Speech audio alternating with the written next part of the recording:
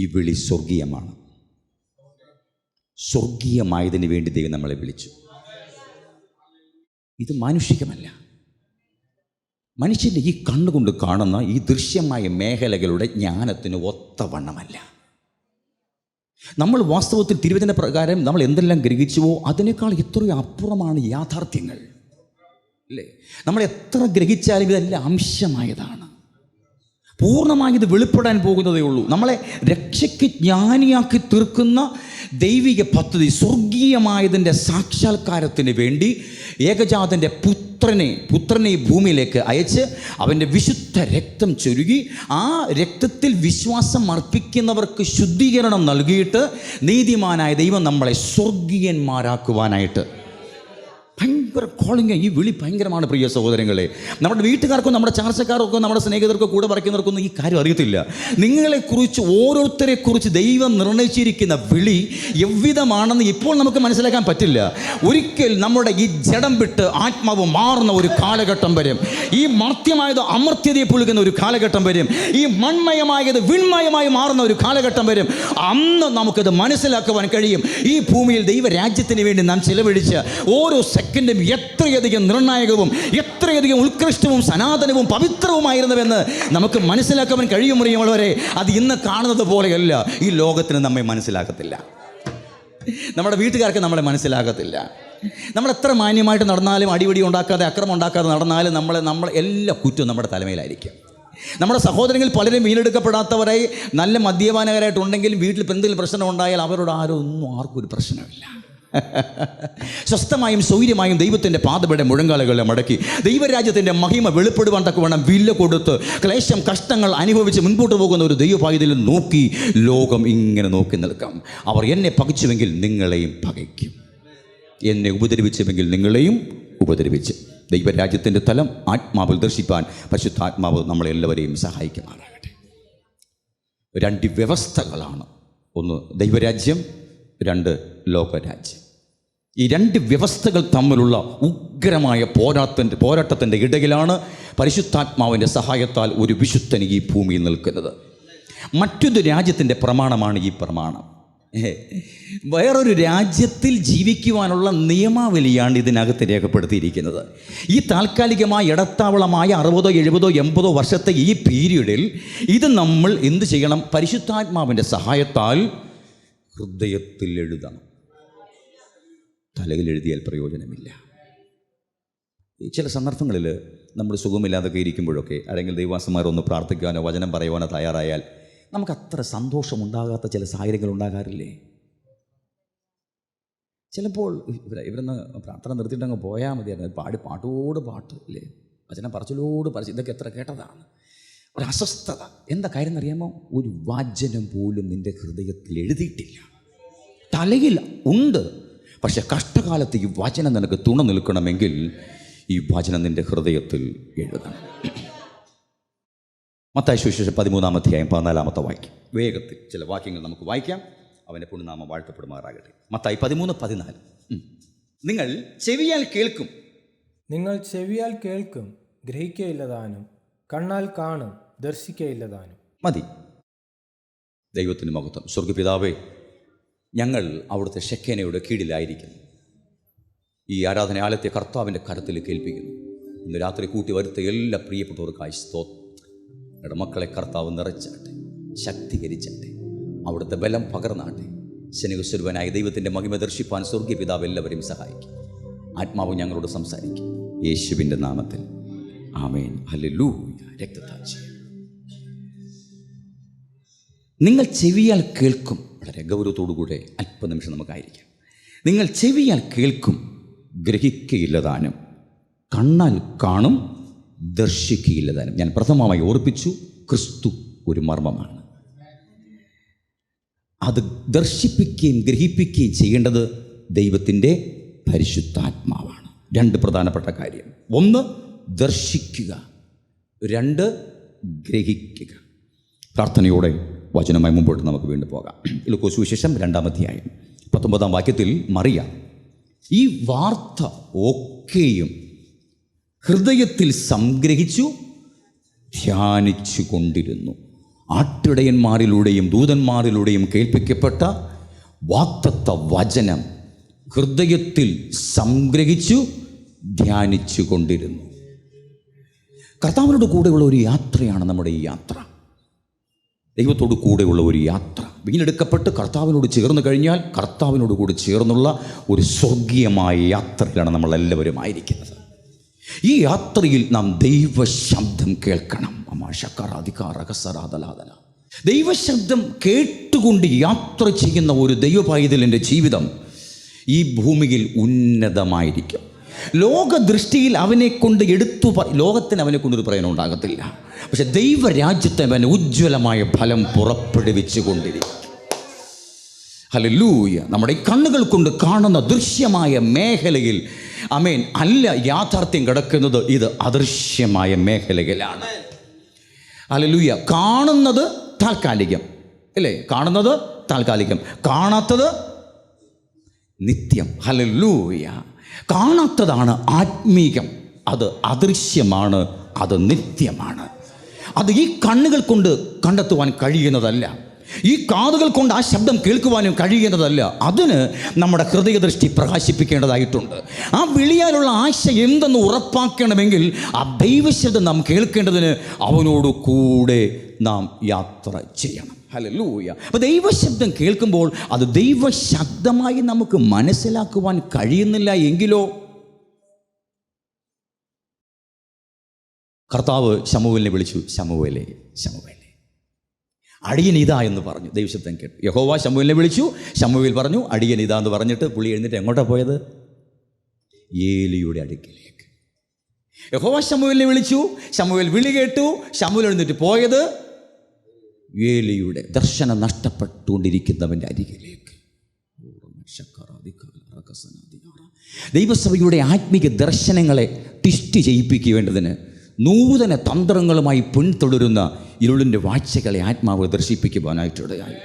ഇന്നവൻ്റെ അവസാന രാത്രിയാണ്. യേശുവിൻ്റെ അധികാരമുള്ള നാമത്തിൽ കണ്ടിട്ടും കാണാതെയും കേട്ടിട്ടും കേൾക്കാതെയും ഈ ജനഹൃദയത്തിൻ്റെ കണ്ണിനെ കുരുട്ടാക്കുവാൻ ശ്രമിക്കുന്ന ഇരുളിൻ്റെ വ്യാപാര ശക്തികളെ, പട്ടണത്തിൽ മറഞ്ഞു കിടക്കുന്ന ഇരുളിൻ്റെ വ്യവഹാരങ്ങളെ, ജാതീയ ശക്തികളെ, സ്ത്രീകളുടെ പേര് ചുറ്റി കിടക്കുന്ന അന്ധകാര വാഴ്ചകളെ, ചുമന്ന മാർദ്ദവ വസ്ത്രം ചുറ്റി ഊടാടി നടക്കുന്ന അന്യായ വാഴ്ചകളെ, യൗവനക്കാരെ പഴിയാറുവാൻ, യൗവനക്കാരുടെ തെരസിനെ കളങ്ക ചാർത്തുവാൻ, യൗവനക്കാരായ അഭിഷിക്തന്മാരുടെ ആത്മീക ദർശനങ്ങളെ വഴിതിരിപ്പിച്ച് വിടുവാൻ, തുരത്തിക്കളയുവാൻ അടിസ്ഥാനമിട്ട് മറഞ്ഞു കിടക്കുന്ന ഇരുളിന്റെ വാഴ്ചകളുടെ മേൽ യേശുവിന്റെ അധികാരമുള്ള നാമത്തിൽ ഈ രാത്രി ഞാൻ ജയം പ്രഖ്യാപിക്കുകയാണ്.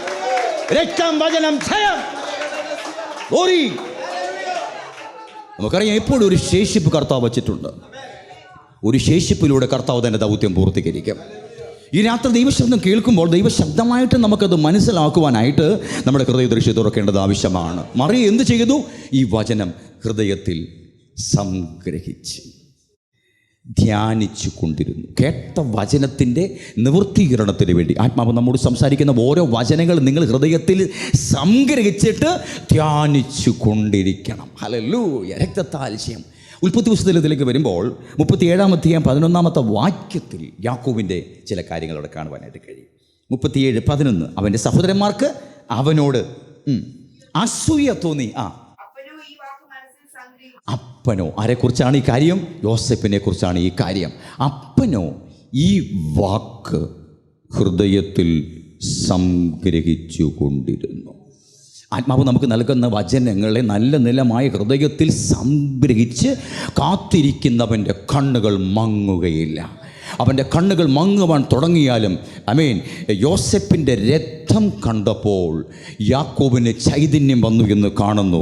ദീർഘവർഷങ്ങൾ കഴിഞ്ഞാലും വചനം ഹൃദയത്തിൽ സംഗ്രഹിച്ചു കൊണ്ടിരിക്കുന്നവൻ്റെ മേൽ സ്വർഗീയമായ യാഥാർത്ഥ്യങ്ങളെ പൂർത്തീകരിപ്പാൻ തക്കവണ്ണം ദൈവത്തിൻ്റെ ആലോചന ഇന്ന് രാത്രികാലം നമ്മുടെ മേൽ വെളിപ്പെടുത്തുവാൻ അവൻ നീതിമാനായ ദൈവമാണ്. രക്തത്താൽ വചനത്താൽ ചെയ്യാം അവൻ്റെ പൂർണ്ണനാമം വാഴ്ത്തപ്പെടുമാറാകട്ടെ. ഹല്ലേലൂയ. ലൂക്കോസ് 8:15 അതിനോട് ചേർത്ത് വായിക്കുമ്പോൾ നല്ല മണ്ണിലുള്ളതോ വചനം കേട്ട് ഗുണമുള്ള നല്ല ഹൃദയത്തിൽ വായിച്ചാട്ടെ 8:15 സംഗ്രഹിച്ച് നല്ല മണ്ണിലുള്ളതോ വചനം കേട്ട് ഗുണമുള്ള നല്ല ഹൃദയത്തിൽ സംഗ്രഹിച്ചു. ഗുണമുള്ള നല്ല ഹൃദയത്തിൽ നമ്മുടെ ഹൃദയം രൂപാന്തര പ്രക്രിയയ്ക്ക് വിധേയപ്പെട്ട് കഴിയുമ്പോൾ സമൂലമായ മാനസാന്തര പ്രക്രിയ പരിശുദ്ധാത്മാവിനാൽ നമ്മുടെ ഹൃദയം ഒരുക്കപ്പെട്ട് കഴിയുമ്പോൾ അത് നല്ല നിലമായിട്ട് മാറുവാനായിട്ട് ഇടയാകും. ആ നല്ല നിലമുള്ള ആ ഹൃദയത്തിൽ സംഗ്രഹിക്കുന്ന വചനം ക്ഷമയോടെ സംഗ്രഹിച്ച് ക്ഷമയോടെ ഫലം പുറപ്പെടുവിക്കുന്നവരാണ് നല്ല നിലത്ത് ഹൃദയത്തിൽ വിത്ത് പാകപ്പെട്ടവർ. ഇന്ന് രാത്രി വേളയിൽ ചില വചനങ്ങൾ ഞാൻ ഇങ്ങനെ നിന്ന് പോകാൻ കാരണം വചനത്തിൻ്റെ ശക്തി ഇവിടെ വെളിപ്പെടുമ്പോൾ ആ വചനം കൊത്തിയെടുത്ത് കളയേണ്ടതിന് വഴിയരികിലും പാറസ്ഥലത്തേക്ക് വീണ വിത്ത് പോലെ വചനം ഉള്ളിൽ സംഗ്രഹിക്കാൻ കഴിയാത്ത അവസ്ഥയിൽ ബലഹീന അവസ്ഥയിലായിരിക്കുന്ന പ്രിയപ്പെട്ടവരെ കർത്താവ് ദർശിപ്പിച്ചിരിക്കുന്നു എന്നുള്ളത് കൊണ്ടാണ് ഇന്ന് രാത്രി അങ്ങനെയുള്ളവരുടെ ബലഹീനതകളെ മാറ്റുവാൻ ദൈവം എനിക്ക് അധികാരം നൽകിയിട്ടുണ്ട്. യേശുവിൻ്റെ നാമത്തിൽ നിങ്ങൾ ആര് ശുശ്രൂഷിക്കുന്നതെന്ന് നിങ്ങൾ നോക്കേണ്ട ആവശ്യമില്ല. നിങ്ങൾ കർത്താവിനെ ധ്യാനിച്ചു കൊണ്ടിരിക്കുക. ആത്മാവ് നിങ്ങളുടെ ഉള്ളറകളെ തൊട്ടം ബലഹീനതകളെ മാറ്റി ശക്തി പകർന്ന് അവിശ്വസനീയമായ ദൈവിക യാഥാർത്ഥ്യങ്ങൾ ഈ തലമുറ കണ്ടിട്ടില്ലാത്ത, ഈ തലമുറ കേട്ടിട്ടില്ലാത്ത ദൈവം നീതിയുടെ നിറവിൻ്റെ പുഷ്ടി ഈ തലമുറയിൽ വെളിപ്പെടുവാൻ തക്കവണ്ണം അവൻ നീതിസ്വരൂപനായ ദൈവത്തിൻ്റെ പുത്രനാണ്. അവൻ മഹിമയുടെ വലഭാഗെ നമുക്ക് വേണ്ടി പക്ഷപാതം ചെയ്യുന്നവനാകയാൽ അവൻ്റെ വാക്ക് ഊവെന്നും ഇല്ല എന്നും തന്നെ അതിലൊരു നാളും മാറ്റം വരികയില്ല. വചനം കൊത്തിയെടുത്ത് കളയുന്ന ഇരുളിൻ്റെ ശക്തികൾ പ്രയോജനരഹിതമാക്കി തീർക്കുന്ന, പ്രയോജനമുള്ള വചനം വെളിപ്പെട്ടിട്ടും അത് പ്രയോജനമില്ലാതാക്കി കൊത്തിയെടുത്ത് കളയുന്ന സാഹചര്യങ്ങൾ യേശുവിൻ്റെ അധികാരമുള്ള നാമത്തിൽ സ്വർഗ്ഗ പിതാവിന് മഹത്വം. ഒരു കാര്യം ഓർത്തുകൊള്ളണം, ദൈവേഷ്ടം പ്രാപിക്കണമെങ്കിൽ എബ്രായ ലേഖനം 10:36 വേഗത്തിൽ വായിച്ചാട്ടെ. ദൈവേഷ്ടം ചെയ്ത് വാഗ്ദത്തം പ്രാപിക്കുവാൻ, ദൈവേഷ്ടം ചെയ്തു വാഗ്ദത്തം പ്രാപിപ്പാൻ സഹിഷ്ണുത നിങ്ങൾക്ക് ആവശ്യം. ഉറപ്പാണേ, വാഗ്ദത്തം പ്രാപിക്കണമെങ്കിൽ സഹിഷ്ണുത. മറിയ ഈ വാക്ക് ഹൃദയത്തിൽ സംഗ്രഹിച്ചു ധ്യാനിച്ചു കൊണ്ടിരുന്നു. യാക്കോബ് ഈ വാക്ക് ഉള്ളിൽ സംഗ്രഹിച്ചു. ദൈവത്തിൻ്റെ ശബ്ദം നിവൃത്തി പദത്തിലേക്ക് വരുവാനായിട്ട് നാം കാത്തിരിക്കേണ്ടതായിട്ടുണ്ട്. അത് സഹിഷ്ണുത ഉള്ളവർക്ക് മാത്രമേ അത് പറ്റുകയുള്ളൂ. നമ്മളൊരു വചനം മുറുകെ പിടിച്ച് പ്രാർത്ഥിച്ചൊരു വിഷയത്തിന് വേണ്ടി പ്രാർത്ഥിക്കുമ്പോൾ 3 ദിവസമോ 30 ദിവസമോ നമ്മൾ വെയിറ്റ് ചെയ്യാൻ തയ്യാറാകും. അതിനുശേഷം നമ്മൾ വേറെ വചനം ആശ്രയിച്ച് പോകുവാനിടയാകും. അല്ലെങ്കിൽ സഭ ചേഞ്ച് ആകുവാനായിട്ട് തയ്യാറാകും. പാസ്റ്റർമാരെ അല്ലാത്തവരെ വിളിക്കുവാനായിട്ട് നമ്മൾ തയ്യാറാകും. ആമേൻ. ക്ഷമ ഉള്ളവർക്ക് മാത്രമേ, സഹിഷ്ണുത ഉള്ളവർക്ക് മാത്രമേ ദൈവേഷ്ടപ്രകാരമുള്ള വാഗ്ദത്തം അനുഭവിപ്പാനായിട്ട് കഴിയുകയുള്ളൂ. പൂർവ്വകാല ഭക്തന്മാരിൽ ന്യായപ്രമാണ കാലഘട്ടത്തിൽ ജീവിച്ചിരുന്ന ഹല്ലേലൂയ ഭക്തന്മാരായ പുരുഷന്മാരൊക്കെയും അവരുടെ വാഗ്ദത്ത നിവൃത്തീകരണത്തിന് വേണ്ടി യോസേഫ് ഒരു യൗവനകാലം മുഴുവനും വില കൊടുത്തു, അല്ലേ? ദാവീദാണെങ്കിലോ ബാല്യ കൗമാര യൗവനകാലം മുഴുവനും വില കൊടുത്തിട്ടാണ് ആ പച്ചപ്പുൽമേടിലേക്ക് അവിടെ നിന്ന് പച്ചപ്പുൽപ്പുറത്ത് നിന്നും ഇസ്രായേൽ രാജപദവിയിലേക്ക് വരുവാനിടയായത്. മോശെ എത്ര വർഷം വില കൊടുത്തിട്ടാണ് പ്രിയമുള്ളവരെ ആ ദൗത്യ നിർവഹണത്തിന് മുമ്പിൽ വരുവാനായിട്ടിടയായത്. പഴയ നിയമ ഭക്തന്മാരെല്ലാം നന്നായിട്ട് വില കൊടുത്ത് ആ ദർശനത്തിൻ്റെ സാക്ഷാത്കാരത്തിന് വേണ്ടി അവർ സഹിഷ്ണുതയോടുകൂടി കാത്തിരുന്ന കാരണത്താലാണ് അവരുടെ കണ്ണുകൾക്ക് കണ്ടാലും വിശ്വസിക്കുവാൻ കഴിയാത്ത സ്വർഗീയമായ യാഥാർത്ഥ്യങ്ങൾ അവരുടെ ജീവിതത്തിൽ വെളിപ്പെട്ട് വരുവാനിടയായത്. ദൈവേഷ്ടം പ്രാപിച്ച് ആ ദൈവേഷ്ടം ചെയ്ത് വാഗ്ദത്തം പ്രാപിക്കണമെങ്കിൽ നമുക്ക് സഹിഷ്ണുത ആവശ്യമാണ്. ഈ ഉപവാസ പ്രാർത്ഥനയിൽ നിങ്ങൾ നേടേണ്ട പ്രധാനപ്പെട്ട കാര്യം അതുതന്നെയാണ്. സഹിഷ്ണുത നമുക്ക് ആവശ്യമാണ്. വാക്കുകളിലൂടെ അകത്തെ മനുഷ്യൻ്റെ സൗരഭ്യതയെ ചോദ്യം ചെയ്യിപ്പിക്കേണ്ടതിന് സമ്മർദ്ദങ്ങൾ നമ്മുടെ മുമ്പിൽ കൊണ്ടുവരുന്ന പൈശാചിക തന്ത്രങ്ങളെ ആത്മാവിൽ തിരിച്ചറിഞ്ഞുകൊണ്ട് സഹിഷ്ണുതയോടുകൂടെ ക്ഷമയോടുകൂടെ സമ്പൂർണ്ണമായ ദൈവഗീതം എന്നിലും നിങ്ങളിലും വെളിപ്പെട്ട് വരേണ്ടതിന് നിങ്ങളെ കർത്താവിൻ്റെ കരത്തിലേക്ക് ഏൽപ്പിച്ചു കൊടുപ്പീൻ. അവൻ്റെ പുണ്യനാമം വാഴ്ത്തപ്പെടുമാറാകട്ടെ. യെരമ്യാ പ്രവചനം 23-ാം അധ്യായം 29-ാമത്തെ വാക്യം നമ്മൾ വായിക്കുമ്പോൾ, എൻ്റെ വചനം തീ പോലെയും, എൻ്റെ വചനം തീ പോലെയും പാറയെ തകർക്കുന്ന ചുറ്റിക പോലെയും അല്ലയോ എന്ന് യഹോവയുടെ അരുളപ്പാട്. വചനം തീയാണ്, നമ്മളത് ധ്യാനിക്കണം. പരിശുദ്ധാത്മാവിൻ്റെ സഹായത്താൽ ഈ വചനം നമ്മുടെ ഹൃദയത്തിൽ എഴുതണം. 1000 വാക്യം തലയിലുണ്ടെങ്കിലും കഷ്ടകാലത്ത് ഒരു വചനവും പ്രയോജനമായി തീരുകയില്ല. എന്നാൽ ഒരെണ്ണമെങ്കിലും ഉണ്ടെങ്കിൽ ഹൃദയത്തിലുണ്ടെങ്കിൽ അല്പമേ വേണ്ടൂ, അല്ല ഒന്ന് മതി. ഒരു വചനമെങ്കിലും നിൻ്റെ ഹൃദയത്തിൽ പരിശുദ്ധാത്മാവിനാൽ ഹൃദയത്തിൽ എഴുതപ്പെട്ടിട്ടുണ്ടെങ്കിൽ ഈ ഒരു തലമുറയ്ക്ക് ജീവിക്കുവാൻ അത്രയും മതി. ഓ ഹല്ലേലൂയ. ധ്യാനാത്മകമായ ആത്മീക പശ്ചാത്തലം നമുക്ക് ആവശ്യമാണ്. പ്രയോജനരഹിതമായ സമയങ്ങളെ ഇല്ലാതാക്കി കളഞ്ഞിട്ട് ഒരു മണിക്കൂർ ഉറക്കം നഷ്ടപ്പെട്ടു പോകേണ്ട സമയമാണെങ്കിൽ പോലും അല്പസമയം നാം കണ്ടെത്തി ഈ വചനവുമായി ദൈവസന്നിധിയിൽ ഇരിക്കണം. അപ്പാ, ഈ വചനത്തെ എൻ്റെ ഹൃദയത്തിൽ ഒന്ന് എഴുതണമേ. എങ്ങനെ? ആദിയിൽ അല്ലെങ്കിൽ പ്രഥമ കാലഘട്ടത്തിൽ, ന്യായപ്രമാണ യുഗത്തിൽ, അബ്രാഹ്മിക കാലഘട്ടത്തിന് ശേഷം മോശയ്ക്ക് കർത്താവ് എഴുതി കൊടുത്തത് തൻ്റെ വിരൽ കൊണ്ട് അഗ്നിയിൽ കൽപ്പലകളിൽ കർത്താവ് വചനം എഴുതി കൊടുക്കുവാനിടയായി. അങ്ങനെയാണ് കർത്താവ് സംസാരിച്ചു, വചനം കല്ലിൽ എഴുതി കൊടുത്ത ഈ ജനത്തിന് വചനപ്രകാരം ജീവിക്കുവാൻ കഴിയുകയോ അല്ല ദൈവരാജ്യത്തിൻ്റെ വെളിപ്പാട് കിട്ടുകയോ ചെയ്യുകയാൽ നീതിമാനായ ദൈവം തന്നെ പ്രഖ്യാപിക്കുവാനിടയായി. ഇനി ഞാൻ കുറഞ്ഞൊന്ന് കഴിഞ്ഞിട്ട് ഞാൻ ന്യായപ്രമാണത്തെ അവരുടെ ഉള്ളിൽ ആക്കും. അതിന് പുതിയൊരു ആത്മാവിനെയും പുതിയൊരു ഹൃദയത്തെയും കർത്താവ് നൽകും എന്ന് പറയുവാനിടയായി. നാം രക്ഷാനിർണയം പ്രാപിച്ച് സ്നാനമേറ്റ് കഴിയുമ്പോൾ അവൻ്റെ വാഗ്ദത്തപ്രകാരം നീതി അധിവസിക്കുന്ന പുതിയ ആകാശത്തിനും പുതിയ ഭൂമിക്കുമായിട്ട് നമ്മളെ ഒരുക്കേണ്ടതിന് അഭിവ്യാത്മാവിനെ നമ്മുടെ ഉള്ളിലാക്കുമ്പോൾ നമ്മുടെ ഹൃദയം അങ്ങ് മാറുകയാണ്, പശ്ചാത്തലം മാറുകയാണ്, നല്ല നിലമായി മാറുകയാണ്. ആകെ പ്രിയമുള്ളവരെ, നാം ഈ വചനവുമായി പേഴ്സണൽ ലൈഫിൽ നമ്മുടെ മുറിയിൽ നമ്മൾ അല്പസമയം കണ്ടെത്തി ഈ വചനവുമായിട്ടിരിക്കണം. എന്തെല്ലാം ക്യാൻസൽ ചെയ്യേണ്ടി വന്നാലും അല്പസമയം ഈ വചനമായിട്ടിരിക്കണം. ഒറ്റ ഉദ്ദേശം, അഗ്നിയിൽ അന്ന് മോശയ്ക്ക് കർത്താവ് എഴുതി കൊടുത്തതുപോലെ അവിടുത്തെ അഗ്നി വിരൽ കൊണ്ട് ഈ വചനം എൻ്റെ ഹൃദയത്തിലൊന്ന് എഴുതണം. ഇല്ലേ? ധ്യാനത്തിങ്കലാണ് തീ പിടിക്കുന്നത്, അല്ലേ? ധ്യാനത്തിങ്കിൽ തീ കത്തി. അപ്പോൾ ഞാൻ നാവെടുത്ത് സംസാരിച്ചു. നാം വചനവുമായി ദൈവത്തിൽ ഇരിക്കുമ്പോൾ നമ്മുടെ ഉള്ളം ചൂട് പിടിക്കുവാൻ തുടങ്ങും. ചൂട് പിടിക്കുന്നതിൻ്റെ ലക്ഷണം എന്താണ്? ആ പരിശുദ്ധാത്മാവിൻ്റെ നിർമ്മലമായ വിരലുകളാൽ, ആ കർത്താവിൻ്റെ വിരലുകളാൽ നമ്മുടെ ഹൃദയത്തിൽ അവൻ വചനം എഴുതുവാൻ തുടങ്ങും. ഈ വചനം എപ്പോഴും നമുക്ക് ഓർമ്മ വരത്തില്ല. നിർണായകമായ ഘട്ടത്തിൽ കൊടുങ്കാറ്റും തീ പോലെ ഈ വചനം ഇരച്ച് കയറി വരുവാനിടയാകും. പ്രതിബന്ധം നിറഞ്ഞു നിൽക്കുന്ന സാഹചര്യത്തിൽ ഒരു വചനം പോലും ഓർക്കുവാൻ തലയിൽ കഴിയാതിരുന്നാലും ആ നിർണായകമായ സമയത്ത് അന്ധകാരത്തിൻ്റെ കൂരിരുകളെല്ലാം കൂടെ നാല് ഭാഗത്തു നിന്ന് പൊങ്ങി വരുവാൻ തുടങ്ങുമ്പോൾ ഉള്ളിൽ നിന്നും കൊടുങ്കാറ്റ് പോലെ ഒരു വചനം നമ്മുടെ ഉള്ളിലേക്ക് വന്ന് നാവെടുത്ത് സംസാരിക്കുന്ന മാത്രയിൽ ആ കാർമികങ്ങൾ ചിതറി മാറുകയും ആ മൂടുപടങ്ങൾ മാറുകയും ഹല്ലേലൂയ, ഭയം മാറി ദൈവിക ശക്തി അന്തരംഗത്തിൽ വെളിപ്പെടുത്തി നിന്നെ ഞെരുക്കുന്ന പൈശാചിക തന്ത്രങ്ങൾ, വിശ്വാസത്തെ കളങ്കം ചാർത്തുവാൻ ശ്രമിക്കുന്ന, ആത്മീക തലത്തിൽ ഒരു ചുവട് പോലെ മുൻപോട്ട് വയ്ക്കുവാൻ കഴിയാത്ത, സങ്കീർണമാക്കി തീർക്കുന്ന പൈശാചിക തന്ത്രങ്ങൾക്ക് മീതെ നീതിമാനായ ദൈവത്തിന്റെ അത്ഭുതമായ വചനത്തിന്റെ ശക്തിയാൽ നിന്റെ ജീവിതത്തെ സമ്പന്നവും സമ്പുഷ്ടവുമാക്കി തീർപ്പാൻ അവൻ നമുക്ക് വാഗ്ദത്തം ചെയ്തിരിക്കുന്നു. ആകയാൽ ഈ വചനം നമ്മുടെ ഉള്ളിലാക്കണം. വചനം ഉള്ളിൽ എഴുതപ്പെട്ടവന് മാത്രമേ ഈ പ്രമാണപ്രകാരം ജീവിക്കുവാൻ ഈ ഭൂമിയിൽ കഴിയൂ. കാരണം ഈ ഭൂമിയുടെ പ്രമാണം മറ്റൊന്നാണ്, ഈ ലോകത്തിൻ്റെ പ്രമാണം മറ്റൊന്നാണ്. കാരണം ഈ ലോകത്തിന് വേറൊരു ആത്മാവ് ഇല്ലേ? ഈ ലോകത്തിൻ്റെ ആത്മാവ് വഞ്ചനയുടെ ആത്മാവ്. ഈ ലോകത്തിനൊരു പ്രഭുവുണ്ട്. ഈ ലോകത്തിൻ്റെ പ്രഭു വരുന്നു, എനിക്ക് അവനോടൊരു കാര്യവും ഇല്ല. ഈ ലോകത്തിനൊരു ദൈവമുണ്ട്, ഹല്ലേലൂയ. ഈ ലോകത്തിനൊരു പ്രമാണമുണ്ട്. അതിന് ഓപ്പോസിറ്റാണ് ഈ പ്രമാണം. ഈ പ്രമാണവും ആ പ്രമാണം തമ്മിൽ ഒരു തരത്തിലും കോംപ്രമൈസ് ചെയ്യുവാൻ കഴിയുന്നതല്ല. പലരും കോംപ്രമൈസ് ചെയ്ത് മുൻപോട്ട് പോകുവാൻ ശ്രമിക്കുന്നു നിലനിൽപ്പിന് വേണ്ടി. ഈ താൽക്കാലികമായ 70-80 വർഷത്തിൻ്റെ നിലനിൽപ്പിന് വേണ്ടി, താൽക്കാലികമായി 10-15 വർഷം നീണ്ടു നിൽക്കുന്ന ഒരു ജോലി നിലനിൽക്കാൻ വേണ്ടി പലരും കോംപ്രമൈസ് ചെയ്യുന്നുണ്ട്. അത് ഭയങ്കര അപകടകരമാണ്. അവസാനത്തെ ശ്വാസമുള്ള നിമിഷം വരെ ഈ സത്യത്തിൻ്റെ പരിജ്ഞാനം കാത്തു സൂക്ഷിച്ച് ഈ വചനത്തിൻ്റെ പ്രതീകമായി ദൈവഹിതപ്രകാരം ഭൂമിയിൽ നിങ്ങൾ ജ്യോതിസുകളെ പോലെ നിൽക്കേണ്ടതിന് എന്ത് വില കൊടുക്കേണ്ടി വന്നാലും, ഏതറ്റം വരെ തകർന്ന് തരിപ്പണമായി പോയാലും, അല്പശ്വാസം നിന്റെ ഉള്ളിലുണ്ടെങ്കിൽ, അല്പം ബോധമുണ്ടെങ്കിൽ ഈ സത്യത്തിന് വേണ്ടി നിൽപ്പാൻ തക്കവണ്ണം നിങ്ങളെ കർത്താവിൻ്റെ കരത്തിലേക്ക് ഏൽപ്പിച്ചു കൊടുക്കുക. അല്ലെങ്കിൽ നിങ്ങളുടെ സ്വന്തം പുരയിടമെല്ലാം വിറ്റുപറക്കി അല്ലെങ്കിൽ ജപ്തി ചെയ്ത് എല്ലാം കടക്കെണിയിൽ നാട്ടുകാരും വീട്ടുകാരെല്ലാം നമ്മുടെ സ്വത്തുകളൊക്കെ വിഭാഗിച്ചു കൊണ്ടുപോയാലും, പ്രിയമുള്ളവരെ, ഒരു ഉടുവസ്ത്രം മാത്രം ധരിച്ചുകൊണ്ട് വീട് വിട്ടിറങ്ങി പോകേണ്ടി വന്നാലും ഇതും കൊണ്ടേ പോകാവൂ. ഇതിൻ്റെ മഹിമ വളരെ വലുതാണ്. ഇത് മനുഷ്യൻ്റെ ജ്ഞാനത്തിന് ഒത്തവണ്ണമല്ല. ഇത് സ്വർഗീയമായ പ്രതിഭാസമാണ്.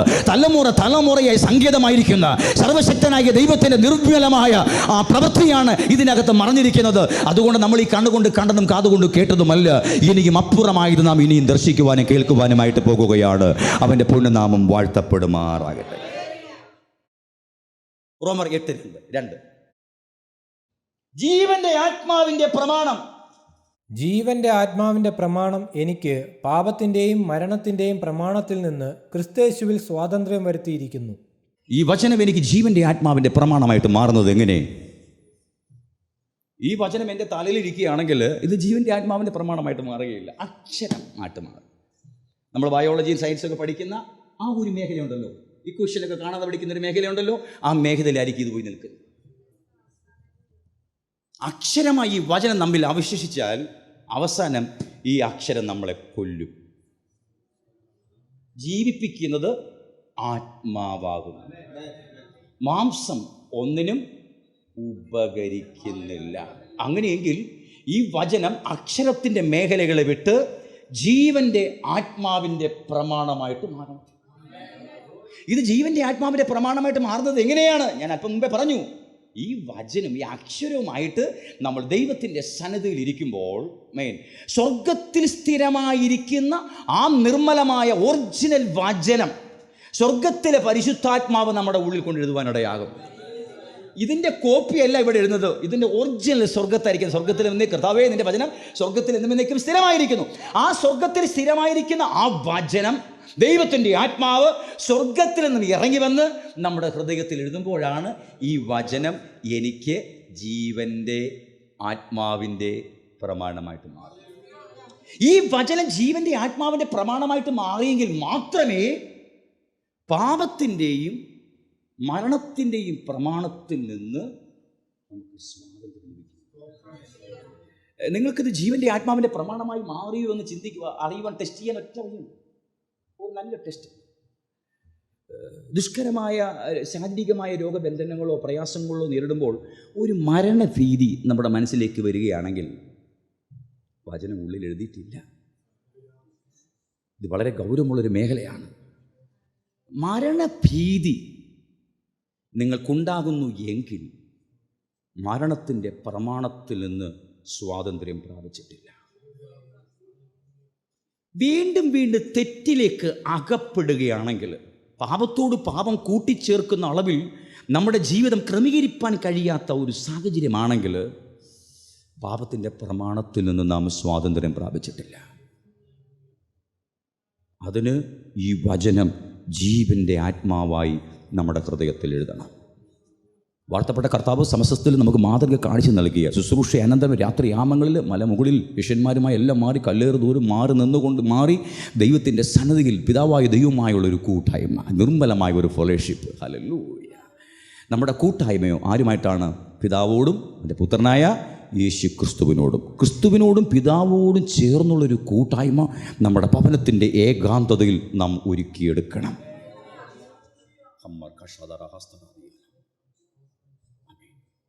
നിങ്ങളെ ഒരു അടയാളത്തിനായിട്ടാണ് ഈ പട്ടണത്തിലാക്കി വച്ചിരിക്കുന്നത്. ഒരു അടയാളത്തിനായിട്ടാണ്. ഈ അടയാളത്തിനായിട്ട് ചിലർ വില കൊടുക്കുകയാണ്, എന്തിനെന്നറിയാതെ ചിലർ ബലിയാടാകുകയാണ്. ഒരു അടയാളത്തിനായിട്ടാണ് കർത്താവ് വച്ചിരിക്കുന്നത്. മുൻവിധികളോടുകൂടെ നോൽക്കുന്ന പ്രിയപ്പെട്ടവർ സ്നേഹത്തിൻ്റെ വശീകരണ വാക്കുകളാൽ, വ്യാജ സ്നേഹത്തിൻ്റെ വശീകരണ വാക്കുകളാൽ പല കാര്യങ്ങളൊക്കെ ചോദിച്ച് മനസ്സിലാക്കുന്നുവെങ്കിലും എന്തെങ്കിലും ഒരു അപാകത ഉണ്ടായാൽ കൊള്ളാം, വെരി ഗുഡ്, സ്തോത്രം, അതല്ല അതിൻ്റെ അപ്പുറം നടന്നില്ലെങ്കിലേ ഉള്ളൂ അത്ഭുതം എന്ന് പറയുന്ന ലാഘവത്തോടുകൂടെ ദൈവസ്നേഹം അറ്റുപോയ കവലിയുടയന്മാരുടെ പ്രവാഹം തന്നെ നിലനിൽക്കുന്ന ഈ പട്ടണത്തിൽ മേൽ ദൈവത്തിനൊരു വ്യവഹാരം നടത്തുവാനായിട്ടുണ്ട്. വർഷങ്ങൾക്ക് പുറകിൽ നീതിമാന്മാരായ ദൈവപുരുഷന്മാർ കണ്ണുനീർ ധാരധാരയായി ഒഴുക്കി ഇടതടവില്ലാതെ പട്ടണങ്ങളിൽ ഓരോ ഗല്ലികളിലും കയറി ഇറങ്ങി പോഷന്മാരെ പോലെ സുവിശേഷം വിളിച്ചു പറയുകയും ദൈവനീതിക്ക് വേണ്ടി വില കൊടുത്ത് ഒരു നന്മ പോലും ഭൂമിയിൽ കൈവശമാക്കുവാൻ കഴിയാതെ വെറും കൈയോടെ ദൗത്യം പൂർത്തീകരിച്ച് മടങ്ങിപ്പോയ നീതിമാന്മാരുടെ പുരുഷന്മാരുടെ കണ്ണുനീരിന് ദൈവം മറുപടി കൊടുക്കേണ്ടതിന് ഒരു കൂട്ടത്തെ കർത്താവ് അങ്ങിങ്ങായി എഴുന്നേൽപ്പിക്കുകയാണ്.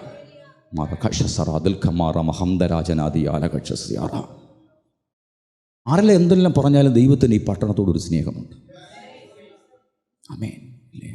കുട്ടി പിശാചികളൊക്കെ അങ്ങിങ്ങായിട്ടുണ്ട്. ചമത മാർദ്ദവ വസ്ത്രമൊക്കെ ഉടുത്തുകൊണ്ട് ഇങ്ങനെ നടക്കുന്ന ദുഷ്ടപിശാചികൾ, അല്ലേ?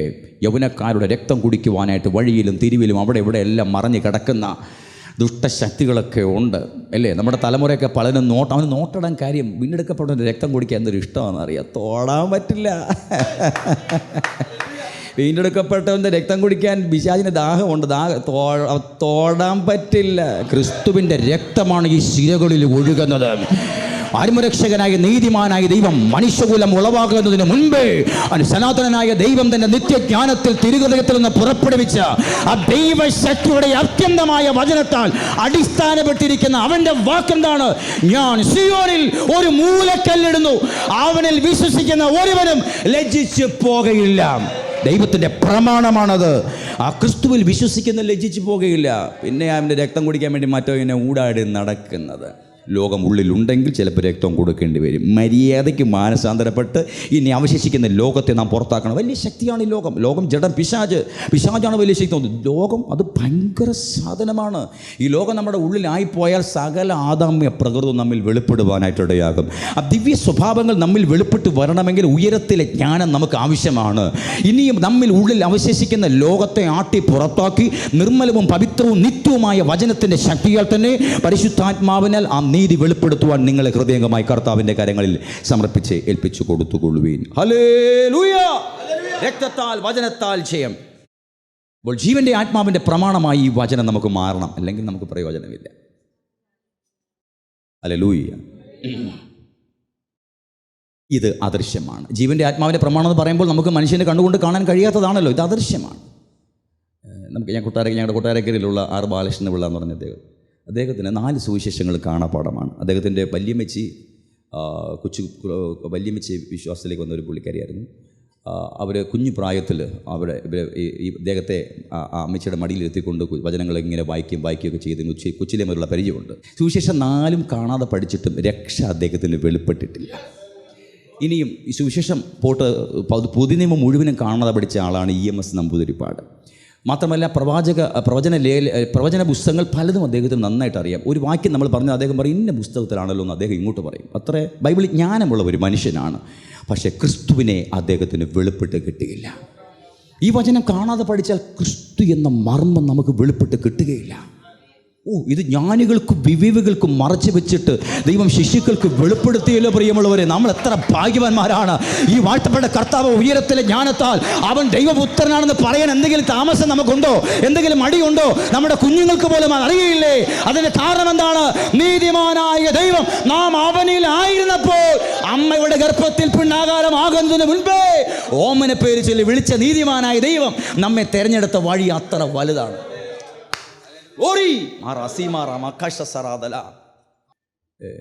ക്രിസ്തു ഒരു മർമ്മമാണെന്ന് ഞാൻ പറഞ്ഞു അല്ലേ. 3.5 വർഷം കർത്താവിനോടുകൂടെ ഉണ്ടായിരുന്ന ശിഷ്യന്മാർക്ക് ക്രൂശിൻ്റെ വെളിപ്പാട് കിട്ടിയില്ല. ഒരിക്കൽ യേശു മറുരൂപമലയിൽ പത്രോസോടും യാക്കോബിനോടും യോഹന്നാനോടും കൂടെ ഇങ്ങനെ കടന്നു പോയതാണ്. അവിടെ ചെന്ന് തൻ്റെ തനി നിറം അങ്ങ് വെളിപ്പെടുത്തി. ഉടനെ പത്രോസ് പറഞ്ഞു, കർത്താവേ, നാം ഇവിടെ ഇരിക്കുന്നത് നന്ന്, ഞങ്ങൾ 3 കുടിലുണ്ടാകട്ടെ. യേശു അവതരിപ്പിക്കപ്പെട്ടതിൻ്റെ സ്വർഗീയ വെളിപ്പാട് അവർക്ക് കിട്ടിയിട്ടില്ല. അവർക്ക് ഗലീലയിലെ വെളിപ്പാട് മാത്രമേ കിട്ടിയിട്ടുള്ളൂ. രോഗസൗഖ്യം നടത്തുന്ന യേശു ക്രിസ്തു, അപ്പം നൽകുന്ന യേശു ക്രിസ്തു, അതിന് ശേഷമുള്ള ഒരു ക്രൂശിൻ്റെ ജീവിതം, ഒരു ക്രൂശിൻ്റെ വെളിപ്പാട് അവർക്ക് കിട്ടിയിട്ടില്ല. 3.5 വർഷം കൂടെ നടന്നിട്ടും അവർക്കത് വെളിപ്പെട്ടിട്ടില്ല. ക്രൂശ് ഒരു യാഥാർത്ഥ്യമാണ്. 3 മേഖലയാണ്. 1 ഗലീല, 2 ക്രൂശ്, 3 തേജസ്.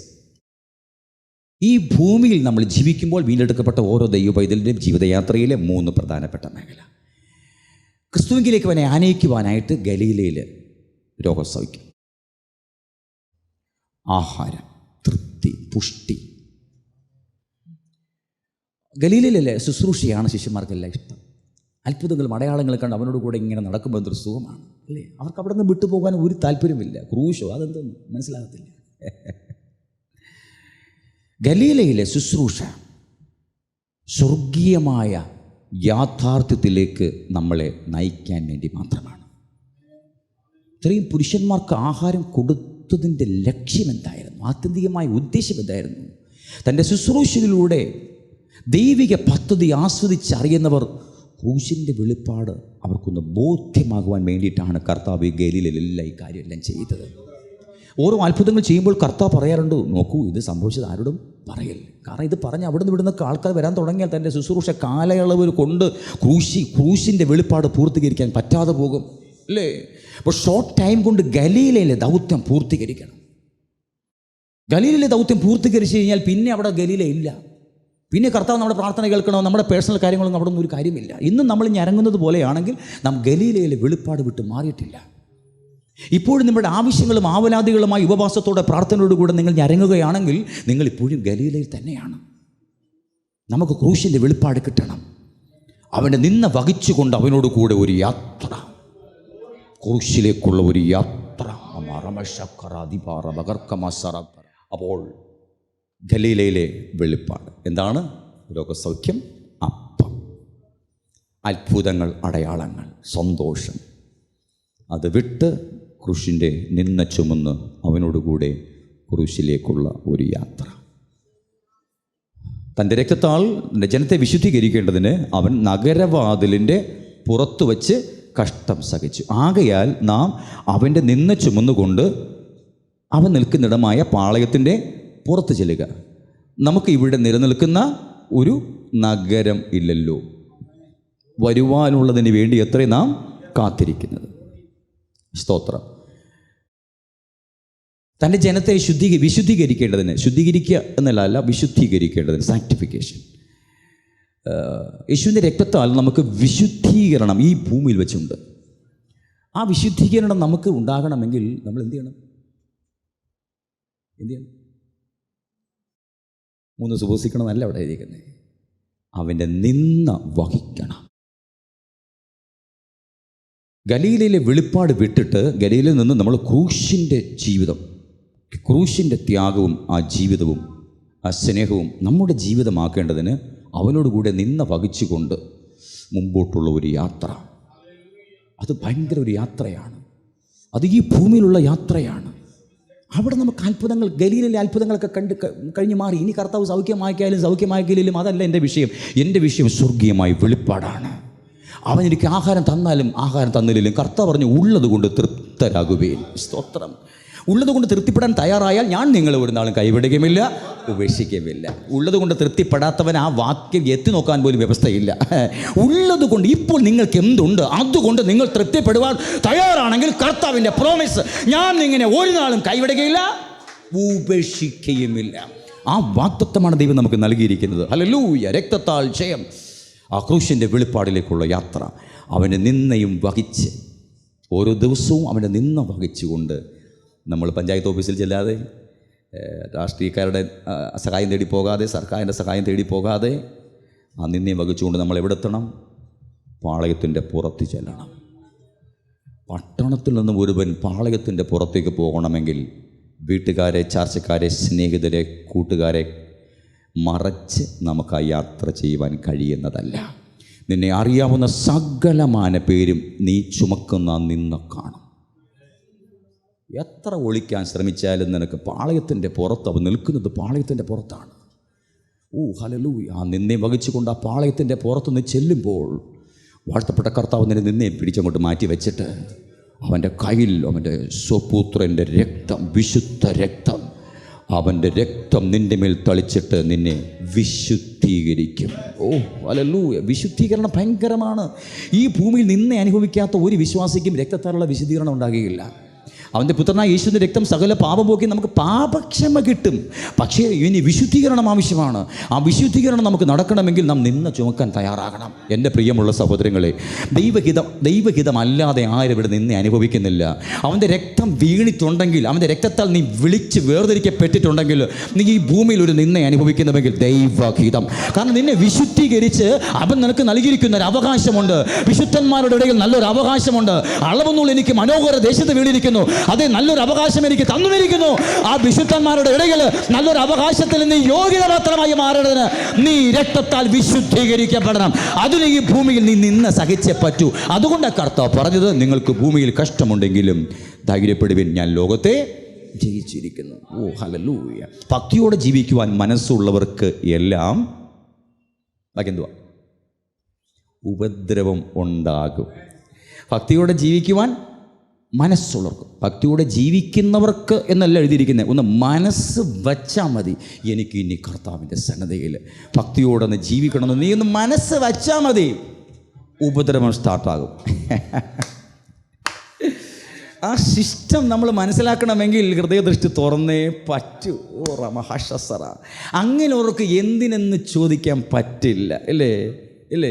എന്തിനെന്ന് ചോദിക്കില്ല ഞാൻ. അങ്ങനൊരു ചോദ്യം നമ്മുടെ മനസ്സിൽ വരികയില്ല. നമ്മളെ രക്ഷയ്ക്ക് ജ്ഞാനിയാക്കി തീർക്കുവാൻ, നമ്മളെ സ്വർഗീയന്മാരാക്കേണ്ടതിന് നമ്മിൽ മറിഞ്ഞ് കടിച്ചു പിടിച്ച് കിടക്കുന്ന ആദാമ്യ പ്രകൃതങ്ങളെയും പൈശാചിക തന്ത്രങ്ങളെയും മാറ്റി ആ ദിവ്യ സ്വഭാവങ്ങളാൽ നമ്മളെ ശുദ്ധീകരിച്ച് നമ്മളെ സ്വർഗീയ അനുരൂപികളാക്കി തീർപ്പാൻ തക്കവണ്ണം, സ്വപുത്രൻ്റെ അനുരൂപികളാക്കി തീർപ്പാൻ തക്കവണ്ണം, അവൻ്റെ സ്വരൂപത്തോട് നമ്മളെ അനുരൂപികളാക്കി തീർപ്പാൻ തക്കവണ്ണം അവൻ നമ്മളെ പണിയുന്ന സ്വർഗീയമായ പണിയാണെന്നൊന്ന് വിചാരിപ്പാൻ എന്താ പ്രയാസം. ഹല്ലേലൂയ. ഒരു ദൈവ പൈതൽ ഭൂമിയിൽ ക്ലേശം അനുഭവിക്കുമ്പോൾ ആമേൻ, ലോകം അല്ലേ പഴിക്കും. സ്വർഗീയ ദൂതന്മാർ അവർ ബഹുമാന പുരസ്സരം നിൽക്കും. സ്വർഗീയ ദൈവമോ നമ്മളെ പണിയും. ഓ ഹല്ലേലൂയ. ഓരോ കഷ്ടതകൾ, ഓരോ ക്ലേശം, ക്രിസ്തുവിൻ്റെ കഷ്ടങ്ങൾക്ക് പങ്കുള്ളവർ ആകുന്തോറും നിങ്ങൾ സന്തോഷിച്ചു കൊള്ളുവിൻ, അല്ലേ? മഹത്വത്തിൻ്റെ ആത്മാവായ ദൈവാത്മാവ് നിങ്ങളിൽ വസിക്കുന്നുവല്ലോ. മഹത്വത്തിൻ്റെ ആത്മാവായ ദൈവത്തിൻ്റെ പരിശുദ്ധാത്മാവ് നിൻ്റെ അകത്തെ മനുഷ്യനെ പണിഞ്ഞ് പൊന്നുപോലെ പുറത്തെടുക്കുമ്പോൾ ഈ ശരീരം കൊടുക്കേണ്ട മേഖലയാണ് കഷ്ടതകളും നിന്ദകളും അപമാനങ്ങളും പഴികളും ദുഷികളും. അത് ഈ ഭൂമിയിലെ വാസത്തിൽ മാത്രമേ ഉള്ളൂ. ഇത് അപ്പുറം കിടക്കുകയില്ല. മനസ്സിലായോ?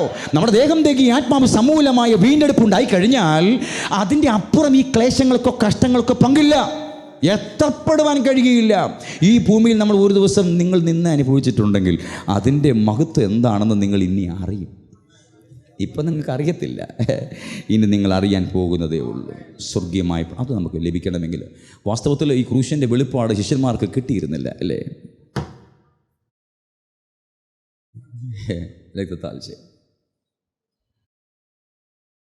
കർത്താവ് ലൂക്കോസ് സുവിശേഷത്തിൽ അവസാനം എത്തിയപ്പോഴേക്ക് ഈ യാഥാർത്ഥ്യം വെളിപ്പെടുത്തി കൊടുക്കേണ്ടതിനൊരു കാര്യം ചെയ്യും. ലൂക്കോസ് 24:45 വേഗത്തിൽ വായിച്ചാട്ട്. തിരുവെഴുത്തുകളെ തിരിച്ചറിയേണ്ടതിന് അവരുടെ ബുദ്ധിയെ തുറന്നു. മതി. ഇത്ര നാള് 3.5 വർഷം കർത്താവിനോട് കൂടെ ഉണ്ടായിരുന്നിട്ട് ഏത് ബുദ്ധിയാണ് പിന്നെ അവർക്ക് ഉണ്ടായിരുന്നേ? ആദാമിയ ബുദ്ധി, ഈ ലോകത്തിൻ്റെ ജ്ഞാനം. അതുകൊണ്ട് കർത്താവ് കൂടെ നടന്നിട്ടും അല്ലേ, എത്രയോ ഇസ്രായേൽ ജനം, യഹൂദന്മാർ അവനെ കണ്ണാൽ കണ്ടു, ദർശിച്ചില്ല. എത്രയോ യഹൂദന്മാർ അവരുടെ ചെവിയാൽ കേട്ടു യേശുവിൻ്റെ ശബ്ദം, അവർ ഗ്രഹിച്ചില്ല. അവർ ഗ്രഹിച്ചിരുന്നുവെങ്കിൽ ആ ജീവനായകനെ അവർ ക്രൂശിക്കുകയില്ലായിരുന്നു. കർത്താവിനോട് കൂടെ നടന്നിട്ടും അവനെ അവർക്ക് വെളിപ്പെട്ട് കിട്ടിയില്ല. കാണാതെ വിശ്വസിക്കുന്നവർ ഭാഗ്യവാന്മാർ. നാം അവനെ കണ്ടിട്ടില്ല എങ്കിലും നാം അവനെ വിശ്വസിക്കുന്നു. നാം അവനെ കണ്ടിട്ടില്ല, അല്ലേ? പ്രാണപ്രിയ നമ്മൾ ആരും കണ്ടിട്ടില്ല, പക്ഷെ നമ്മൾ അവനെ വിശ്വസിക്കുന്നു. കാണാതെ വിശ്വസിക്കുന്നവർ ഭാഗ്യവാന്മാർ. യേശു ദൈവപുത്രനാണെന്ന് നിങ്ങൾക്ക് വിശ്വസിക്കാൻ നിങ്ങൾക്ക് പ്രയാസമില്ലെങ്കിൽ നിങ്ങൾ ഭാഗ്യമുള്ളവർ. ആ ദൈവത്തിനാണോ, വാസ്തവത്തിൽ അങ്ങനെ തന്നെയാണോ എന്നൊരു സംശയം ഉണ്ടെങ്കിൽ നിങ്ങൾ പോയി, തീർന്ന പരിപാടി. എന്നാൽ നിങ്ങൾക്കത് വിശ്വസിക്കാൻ പ്രയാസമില്ല എങ്കിൽ നിങ്ങൾ ഭാഗ്യവാന്മാർ തന്നെയാണ്. 2 കൊരിന്ത്യർ 4:4 നമുക്കറിയാവുന്ന വാക്യങ്ങളാണ് വായിക്കുന്നത്. ദൈവപ്രതിമയായ ക്രിസ്തുവിൻ്റെ തേജസ്സുള്ള സുവിശേഷത്തിൻ്റെ പ്രകാശനം ശോഭിക്കുവാതിരിപ്പാൻ ഈ ലോകത്തിന്റെ ദൈവം അവിശ്വാസികളുടെ മനസ്സ് കുരുടാക്കി. ക്രിസ്തുവിനെ നമുക്ക് ദർശിക്കുവാൻ കഴിയാതിരുന്നതിൻ്റെ കാരണം എന്താണ്? നമ്മുടെ മനസ്സ് കുരുടാകിയിരുന്നു. ക്രിസ്തുവിൻ്റെ ആത്മാവ് നമ്മുടെ മേൽ വന്നപ്പോഴോ ആ മൂടുപടം നീങ്ങി ആ ദിവ്യാത്മാവിനെ കണ്ണാടിയിൽ പ്രതിബിംബിക്കുന്നവരായി തീർക്കേണ്ടതിന് ദൈവത്തിൻ്റെ പരിശുദ്ധാത്മാവിനെ നമുക്ക് നീതി ലഭിക്കപ്പെടുവാനായിട്ടിടയായി. ഈ ലോകത്തിൻ്റെ ഈ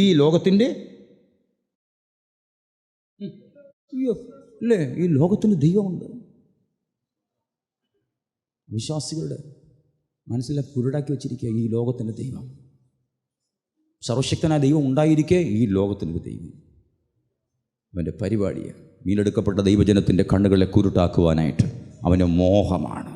പണ്ട് അവന് പ്രയോജനകരമായി തീർന്നതുപോലെ ചാകുന്നതിന് മുമ്പ് ഒരു ദിവസമെങ്കിലും പ്രയോജനകരമായി തീരുവാനായിട്ട് അവന് മോഹം. സ്വതന്ത്രം സ്വതന്ത്രം സ്വതന്ത്രം സ്വതന്ത്രം സ്വതന്ത്രം സ്വതന്ത്രം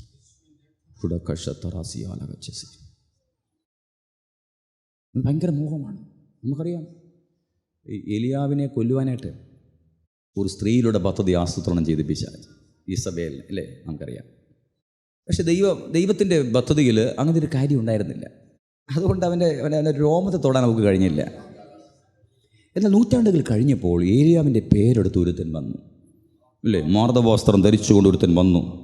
ഏലിയാവിൻ്റെ ആത്മാവോടും ശക്തിയോടും കൂടെ അവൻ്റെ തലയെടുക്കുവാൻ ഒരു സ്ത്രീയെ കൊണ്ട് തന്നെ അവൻ പരിപാടി ആസൂത്രണം ചെയ്തു. വർഷങ്ങൾ കഴിഞ്ഞിട്ടും നൂറ്റാണ്ടുകൾ കഴിഞ്ഞിട്ടും അവൻ്റെ ഉള്ളിലെ ആ വൈരാഗ്യവും മോഹവും വിട്ടുപോയില്ല. നമുക്കറിയാം അബ്രഹാം തൻ്റെ അപ്പനുണ്ടാക്കി എല്ലാത്തിനെയും അടിച്ച് പൊട്ടിച്ച്, വിഗ്രഹങ്ങളൊക്കെ അടിച്ച് പൊട്ടിച്ച് എല്ലാം ചാറാക്കി വെണ്ണീറാക്കി അപ്പനെ എല്ലാം വിളിച്ചുകൊണ്ട് നേരെ തന്നെ നാട് വിട്ടു. നല്ല കാര്യം. അബ്രഹാമിൻ്റെ 14ാമത്തെ തലമുറ വന്നപ്പോൾ അവരെല്ലാം പിടിച്ചുകൊണ്ട് അങ്ങ് കൊണ്ടുപോയിട്ട് അവൻ്റെ മുമ്പിൽ മുട്ടുകുത്തിച്ചു. നിങ്ങൾക്ക് എന്ത് മനസ്സിലായി? ഇന്ന് രാത്രിവേളയിൽ ഗൗരവതരമായി ഈ ആത്മീക തലം ദൈവം നമുക്ക് നൽകുമ്പോൾ വളരെ ഗൗരവത്തോട് വരും കാല തലമുറയ്ക്ക് നല്ലൊരു അടിസ്ഥാനം നാം ഇട്ടുകൊടുക്കണമെങ്കിൽ വില കൊടുക്കാതെ പറ്റില്ല. വില കൊടുക്കണം. ഈ എന്ന് പറയുമ്പോൾ കർത്താവേ എന്ന് തീരുമെന്ന് ചോദിക്കാനല്ല, അവൻ്റെ രക്തത്താൽ നാം വിശുദ്ധീകരണം പ്രാപിച്ചാൽ വിശുദ്ധമാക്കപ്പെടുന്ന ഒരു തലമുറ നമ്മിൽ നിന്ന് പുറപ്പെട്ടു വരുവാനായിട്ടിടയാകും. അത് ജഡസന്തതിയല്ല, അത് വാഗ്ദത്ത സന്തതിയായിരിക്കും. വാഗ്ദത്ത സന്തതിയാണ് ദൈവരാജ്യത്തിൻ്റെ അടിസ്ഥാനമായി നിലകൊള്ളുന്നത്. ജഡസന്തതിയോ ഒരു കാലം കഴിയുമ്പോൾ അത് ഈ പേര് ഇല്ലാതായി മാറും. നിനക്ക് ജഡസന്തതി വേണോ വാഗ്ദത്ത സന്തതി വേണോ? ജഡസന്തതി നമുക്കറിയാം. ഇശ്മായേലോ അവൻ സഹോദരന്മാർക്കെതിരെ പാർക്കുന്നവൻ, രക്തം വചനം ചെയ്യും, അടുക്കടുക്കായി കെട്ടിടങ്ങൾ പണിയുന്നവൻ, അനേക ദാസ്യദാസന്മാർ ഉള്ളവൻ, അധ്വാനശീലൻ, സൗന്ദര്യഗ്രാഥൻ, അല്ലേ? ആൾക്കാർ പറയും അബ്രഹാമിൻ്റെ 2ാം അമ്മോനുണ്ടല്ലോ മൂത്തമ്മ, എന്തോ ഈ മക്കളായി ഇങ്ങനെ തന്നെ വേണം, അല്ലേ? എന്തോ അധ്വാനിയാണ്, എന്തോ സുന്ദരനാണ്, അല്ലേ? പുഷ്ടി, ലോകത്തിൻ്റെ പുഷ്ടിയുള്ള മകനാണ് ഇസ്മായിൽ. നമുക്കും ഇഷ്ടമുള്ളത് അങ്ങനെ അല്ലേ? ചില സൗന്ദര്യ കുട്ടപ്പന്മാർ ഇച്ചിരി ജ്ഞാനവും പഠിപ്പുമൊക്കെ ഉണ്ടെങ്കിൽ എന്തൊരു അഭിമാനമാണ്. കേരള യൂണിവേഴ്സിറ്റിയിൽ 1ാം റാങ്കോട് കൂടെ പഠിച്ചിറങ്ങിയാൽ സഭയെന്ന് പറയുന്ന സാക്ഷിയൊക്കെ എത്ര വലുതായിരിക്കും, അല്ലേ? വാഗ്ദത്ത സന്തതി അങ്ങനെയല്ല. അബ്രഹാം ഇസ്ഹാക്കോടും യാക്കോബിനും കൂടെ കൂടാരങ്ങളിൽ മാറ്റി അടിച്ച് ദൈവം ശില്പിയായി നിർമ്മിച്ചതും അടിസ്ഥാനമുള്ളതുമായ ഒരു നഗരത്തിന് വേണ്ടി അവർ കാത്തിരുന്നു. ഇന്ന് താമസിക്കുന്നിടത്തല്ല അവർ നാളെ താമസിക്കുന്നത്. ഈ ഭൂമിയിലെ വാസം ഒരു അന്യനെ പോലെ, അന്യദേശത്തെന്ന പോലെ. ദൈവം വാഗ്ദത്തം ചെയ്തു കൊടുത്ത ദേശത്ത് അബ്രഹാം പാർത്തത് ഒരു അന്യനെ പോലെയാണ്. ദൈവം കൊടുത്ത ദേശമല്ല, ദൈവം ചൂണ്ടിക്കാണിച്ചു കൊടുത്ത ദേശത്ത് പുള്ളി പാർക്കുമ്പോൾ എന്തിനാ അന്യനെ പോലെ പാർക്കുന്നത്? ദൈവം എനിക്ക് അവകാശമായി നൽകിയതില്ല, അല്ല.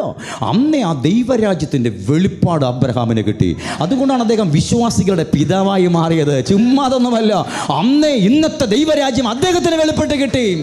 അവർക്കറിയാം ഇവിടെ അടിസ്ഥാനമിട്ടാൽ ദൈവം ശില്പിയായി നിർമ്മിച്ച അടിസ്ഥാനമുള്ള ഒരു നഗരം വരാൻ പോകുകയാണ്. അവിടെ ഞാൻ മാത്രമല്ല, എൻ്റെ വംശപരമ്പര മൊത്തം എത്തുന്നതിന് അദ്ദേഹം ഒരു അന്യനെ പോലെ അവിടെ പാർക്കുവാനായിട്ടിടയായി. രക്തത്താൽ വചനത്താൽ ചെയ്യും. ആ സ്വർഗ്ഗകൃപയുടെ യാഥാർത്ഥ്യങ്ങളെ ആത്മാവിൽ ഗ്രഹിച്ച് മുൻപോട്ട് പോകേണ്ടതിന് ദൈവം ചിലരെ തരികയാണ്. ദൈവത്തിന് ചിലരെ ആവശ്യമാണ്. ചില കെഹാത്യൻസിനെ കർത്താവിന് ആവശ്യമുണ്ട്. 2 ദിനവൃത്താന്തം 29 നാം കാണുന്നു. ആഹാസ് എന്ന രാജാവ് ഇസ്രായേലിനെ പരിച്ച് തൊലച്ച് തരിപ്പണമാക്കി. പുരോഹിതന്മാരെല്ലാം പേടിച്ച് യെരൂശലേമിൽ വിട്ട് അവരെല്ലാം ശമരിലേക്ക് ഓടി രക്ഷപ്പെട്ടു. ആലയം ശൂന്യമാക്കി, മ്ലേച്ഛ വിഗ്രഹങ്ങളെ സ്ഥാപിച്ചു, ഇസ്രായേലിനെ കൊണ്ട് പാപം ചെയ്യിപ്പിച്ചു. എന്നാൽ അവൻ്റെ ശേഷം അവൻ്റെ മകനായ യെഹിസ്കിയാവ് അവന് പകരം രാജാവായി. അവൻ്റെ വാഴ്ചയുടെ ആരംഭഘട്ടത്തിൽ അവൻ്റെ അപ്പൻ ചെയ്തതുപോലൊന്നും ചെയ്യാൻ അവൻ തയ്യാറാകാതെ എൻ്റെ വല്യപ്പൻ തൻ്റെ അപ്പനായ ദാവീദ് ചെയ്തതുപോലെ ആലയത്തെ വിശുദ്ധീകരിക്കുവാനായിട്ട് ലേവ്യന്മാരെയും പുരോഹിതന്മാരെയും എല്ലാം വിളിച്ചുകൂട്ടി, എൻ്റെ അപ്പൻ തൊലച്ച് കളഞ്ഞ ഈ യാഗ മേഖലകളെ നിങ്ങൾ ശുദ്ധീകരിക്കണം. നമുക്കറിയാം, ഭാഗം വായിച്ച് വരുമ്പോൾ മൊരാറിയരിലും ഗർശോനിലും കെഹാത്യരിലും ചില യൗവനക്കാർ അവർ തങ്ങളെ തന്നെ ശുദ്ധി ചെയ്തു.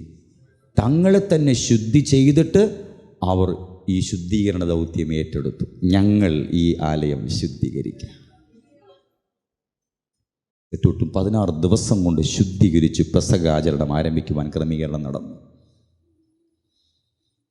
കെഹാത്യൻസ് അവരുടെ തോൾ എപ്പോഴും വിശുദ്ധമായിരിക്കണം.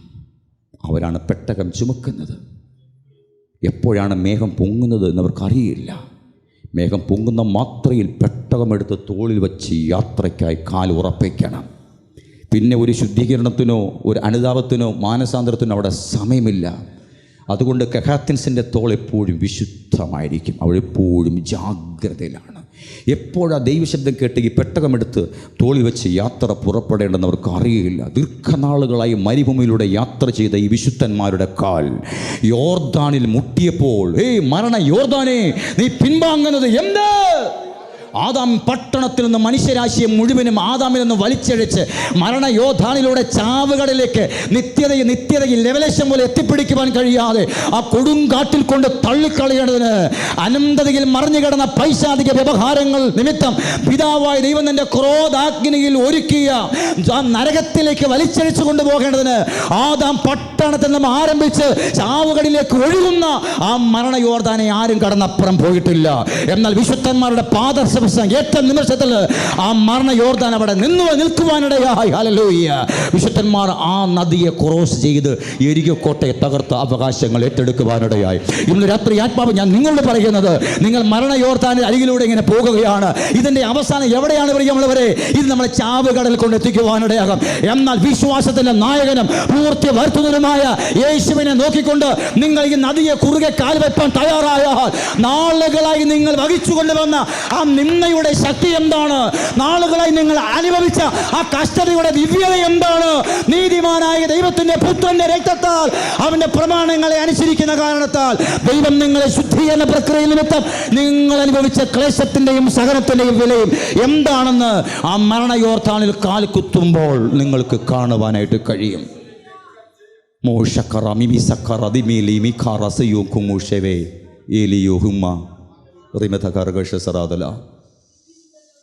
Thank you Lord Jesus. രക്തത്താൽ ചെയ്യാം. 2 കൊരിന്ത്യർ 4:6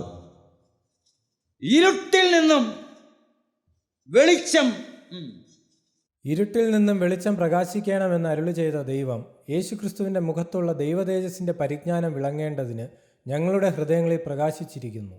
യേശുക്രിസ്തുവിൻ്റെ മുഖത്തുള്ള ദൈവ തേജസ്സിൻ്റെ പരിജ്ഞാനം നമ്മുടെ ഹൃദയങ്ങളിൽ വിളങ്ങിക്കേണ്ടതിന്.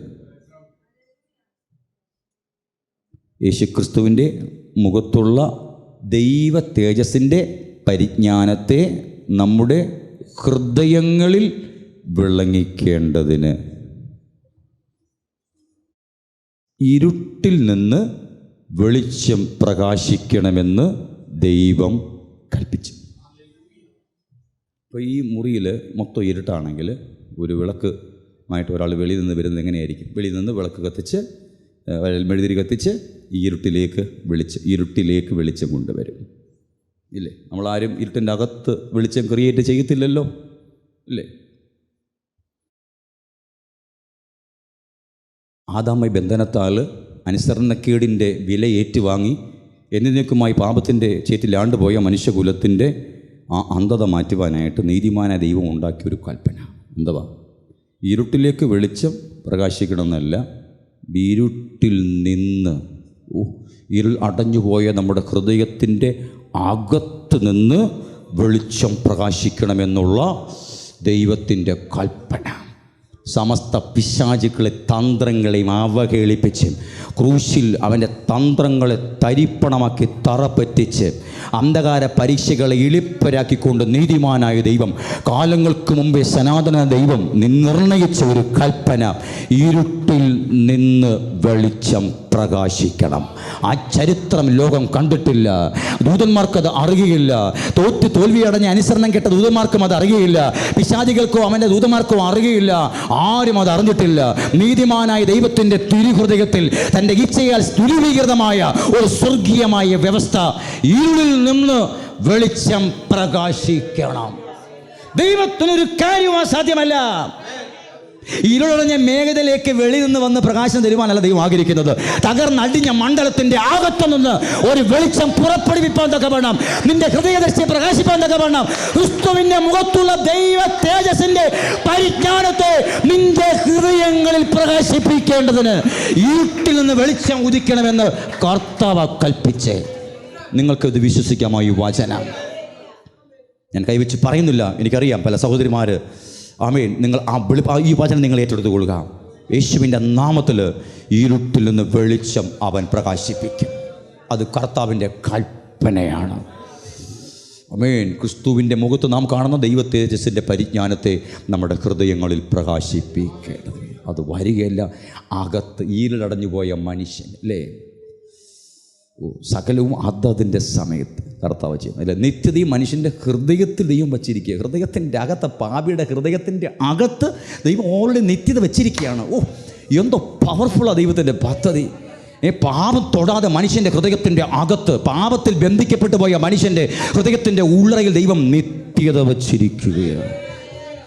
ഒരു നാൾ ദൈവസ്നേഹം നിമിത്തം ക്രൂശിൽ ആകർഷിക്കപ്പെടുന്ന മാത്രയിൽ വിശ്വാസത്തിൻ്റെ നായകനിൽ അവൻ്റെ ഹൃദയം പ്രവേശിപ്പാൻ തുറന്നു കൊടുക്കുമ്പോൾ നീതിമാനായ ദൈവം മുന്നൊരുക്കിയിരിക്കുന്ന ദൈവ തേജസ്സിൻ്റെ പരിജ്ഞാനം, അവൻ്റെ ഹൃദയത്തിൽ നിന്നും വെളിച്ചം. ക്രിസ്തുവിൻ്റെ ജീവനാണ് നമുക്ക് വെളിച്ചം, ഇല്ലേ? ആ ജീവൻ നമുക്ക് വെളിച്ചമായി മാറി. ആ സ്വർഗീയ മർമ്മം ഗ്രഹിച്ച് ഈ ലോകത്തിൻ്റെ യാതൊരു മ്ലേച്ഛതകളും നമ്മൾ യേശു തകർത്ത് കളയുവാനിടയാകാതെ ദൈവ ആശ്രയത്തിൽ മുൻപോട്ട് ഗമിപ്പാൻ തക്കവണ്ണം ദൈവത്തിൻ്റെ ആത്മാവ് നമ്മളെ അതിനായി ഒരുക്കുകയും സഹായിക്കുകയും ചെയ്യുമാറാകട്ടെ. ഹല്ലേലൂയ.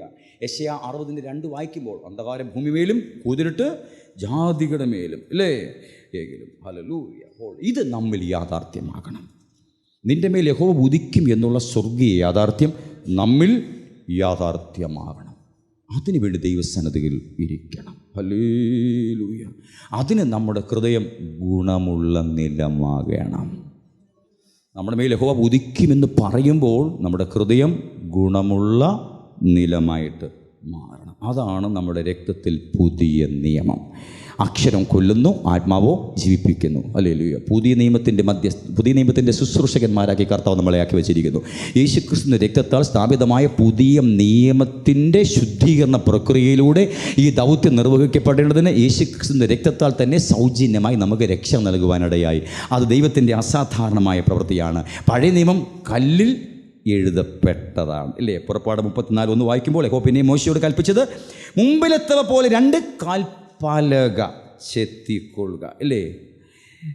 ആ വചനങ്ങളെ ഞാൻ ആ പലകയിൽ കാൽപ്പലക. എന്നാൽ പുതിയ നിയമം ജീവൻ്റെ ആത്മാവിൻ്റെ പ്രമാണമായി ഉള്ളിൽ എഴുതപ്പെട്ടതാണ്, ഇല്ലേ? ന്യായപ്രമാണം കല്ലിൽ എഴുതപ്പെട്ടത്, പുതിയ നിയമം ഉള്ളിൽ. ജീവൻ്റെ ആത്മാവിൻ്റെ പ്രമാണം, ഇപ്പം നമുക്കറിയാം ഇത് പഴയ നിയമം പുതിയ നിയമം രണ്ടും ഉണ്ട്, അല്ലേ? ഇത് അക്ഷരമായി നമ്മുടെ തലയിൽ ഇരിക്കുന്നിടത്തോളം കാലം ഇത് മൊത്തം ന്യായപ്രമാണം തന്നെയാണ്. ഇതിൽ ഏതെല്ലാം വചനം ഹൃദയത്തിൽ എഴുതപ്പെടുന്നു അത് നമുക്ക് പുതിയ നിയമമാണ്. കാര്യം മനസ്സിലായല്ലോ, അല്ലേ? അല്ലാതെ നമുക്ക് പഴയ നിയമം പുതിയ നിയമം അങ്ങനെ ഇല്ല. ഇത് അങ്ങനെ ആരോഗ്യം അങ്ങനെ എഴുതി വെച്ചിരിക്കുന്നത് കർത്താവ് വെച്ച കാര്യമൊന്നുമല്ല. പഴയ നിയമം പുതിയ അങ്ങനെയൊന്നും ഇല്ല. സ്തോത്രം. ന്യായപ്രമാണം, ഇല്ലേ? കർത്താവിനെ പറഞ്ഞത് മോശയുടെ പുസ്തകങ്ങളിലും സങ്കീർത്തന പുസ്തകങ്ങളിലും പ്രവാചക പുസ്തകങ്ങളിലും എന്നെക്കുറിച്ച് തന്നെക്കുറിച്ച് രേഖപ്പെടുത്തിയിരിക്കുന്നതൊക്കെയും ശിഷ്യന്മാർക്ക് വെളിപ്പെടുത്തി കൊടുത്തു എന്ന് കാണും, അല്ലേ? പഴയ നിയമം എന്ന് കർത്താവ് പറഞ്ഞില്ല. സ്തോത്രം. ഹല്ലേലൂയ. അപ്പോൾ ഇത് അക്ഷരമായി നമ്മുടെ തലയിൽ ഇരിക്കുന്നിടത്തോളം കാലം ഇത് ന്യായപ്രമാണമായിട്ടായിരിക്കുള്ളൂ. അക്ഷരം നമ്മളെ കൊല്ലും. സ്തോത്രം. എന്നാൽ പുതിയ നിയമമോ അത് ഉള്ളിൽ എഴുതിയതാണ്. ആത്മാവിനാൽ ഉള്ളിൽ എഴുതുമ്പോഴാണ് ഇത് നമുക്ക്, അത് പഴയ നിയമത്തിലെ വാക്യമാണെങ്കിലും പുതിയ നിയമത്തിലെ വാക്യമാണെങ്കിലും ആത്മാവിനാൽ നമ്മുടെ ഹൃദയത്തിൽ ആ വചനം എഴുതുമ്പോഴാണ് നമുക്ക് രക്തത്തിന് പുതിയ നിയമമാകുന്നത്. ആ പുതിയ നിയമത്തിൻ്റെ വ്യവസ്ഥയാലാണ് നമുക്ക് പരിശുദ്ധ ആത്മാവിനാൽ അബ്രഹാമ്യ പുത്രന്മാർക്ക് ദൈവം കൊടുത്ത സകല അവകാശങ്ങൾക്കും നാം യോഗ്യതയുള്ളവരായി തീരുന്നത്. അബ്രഹാമിൻ്റെ വാഗ്ദത്തം ക്രിസ്തുയേശുവിൽ ജാതികൾക്ക് വരേണ്ടതിന് നാം ആത്മാവെന്ന വാഗ്ദത്ത വിഷയം നമുക്കത് അറിയാവുന്ന കാര്യമാണ്. ഇന്ന് രാത്രിവേളയിൽ ആ സമ്പൂർണ്ണമായ വെളിപ്പാടിൻ്റെ നീതിയുടെ നിറവ് നാം പ്രാപിച്ചെടുക്കുവാൻ തക്കവണ്ണം കർത്താവിൻ്റെ പാദപടെ ഉറ്റിരിപ്പാൻ ദൈവത്തിൻ്റെ ആത്മാവ് നമ്മളെല്ലാവരെയും സഹായിക്കുകയും ശക്തീകരിക്കുകയും ചെയ്യുമാറാകട്ടെ. ഹല്ലേലൂയ. ആത്മാവ് ഹൃദയത്തിൽ വചനം എഴുതാതിരുന്നാൽ ഒന്ന്, നാം ലോകസ്നേഹികളാകും.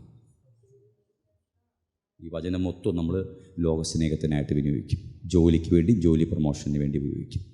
വിദ്യാഭ്യാസത്തിന് വേണ്ടി, ഉപരി വിദ്യാഭ്യാസത്തിന് വേണ്ടി വിനിയോഗിക്കും. ആത്മാവിനാൽ വചനം ഉള്ളിൽ എഴുതപ്പെടാതിരുന്നാൽ നാം ലോകസ്നേഹികളാകും. താൽക്കാലികമായി പാർക്കുവാൻ 25 വർഷമെങ്കിലും പാർക്കാനുള്ള ബലമുള്ള ബിൽഡിംഗ് ആണെങ്കിലും അതൊക്കെ ഇടിച്ച് പൊളിച്ച് നമ്മൾ എന്ത് ചെയ്യും? 150 വർഷം പാർക്കാനുള്ള വീട് പണിയാൻ തയ്യാറാകും. ആത്മാവിൽ വചനം ഉള്ളിൽ എഴുതപ്പെട്ടില്ല എങ്കിൽ നമ്മൾ ലോകസ്നേഹികളാകും. 2 തീമോഥെയോസ് 4:10 വായിക്കുമ്പോൾ, ദേമാസ് ഈ ലോകത്തെ സ്നേഹിച്ചു, എന്നെ വിട്ട് തെസ്സലോനിക്കയിലേക്ക് പോയി. 2 തീമോഥെയോസ് 1:15 വായിക്കുമ്പോൾ ആസിക്കാരെല്ലാവരും എന്നെ വിട്ട് പോയി കളഞ്ഞു എന്ന് നീ അറിയുന്നുവല്ലോ. പുകലോസും ഹെർമഗനേസും ആ കൂട്ടത്തിൽ ലോകസ്നേഹികളായി. സഹനത്തിൻ്റെ ക്രൂശിലെ ത്യാഗവും ക്രൂശിലെ സ്നേഹവും അന്വർത്ഥമാക്കേണ്ടതിന് ജീവരക്ഷ ഏറ്റുവാങ്ങി ശുശ്രൂഷ ദൗത്യവുമായി മുമ്പോട്ട് പോകുന്ന പൗലോസിനോടുകൂടെ അത്ഭുതങ്ങളും അടയാളങ്ങളും കണ്ട പ്രിയപ്പെട്ടവർ പിന്നത്തേതിൽ അവർ ലോകസ്നേഹികളായി മാറി. പൗലോസിൻ്റെ വായിൽ നിന്ന് കേൾക്കുന്ന വാക്കുകളൊക്കെയും അവർക്കും അവരുടെ കുഞ്ഞു കുട്ടികൾക്കും ഈ ലോകത്തിൽ പ്രയോജനകരമായി മാറുന്നതല്ല, മറ്റൊരു തലത്തിലേക്കാണ് പോകുന്നതെന്ന് മനസ്സിലാക്കിയപ്പോൾ അവരെല്ലാം അവനെ വിട്ടു പോകുവാനായിട്ട് ഇടയായി. ഹല്ലേലൂയ. 2, വചനം ആത്മാവിനാൽ നമ്മുടെ ഉള്ളിൽ എഴുതുന്നില്ല എങ്കിൽ നാം വിവിധ മോഹങ്ങൾക്ക് അധീനരാകും.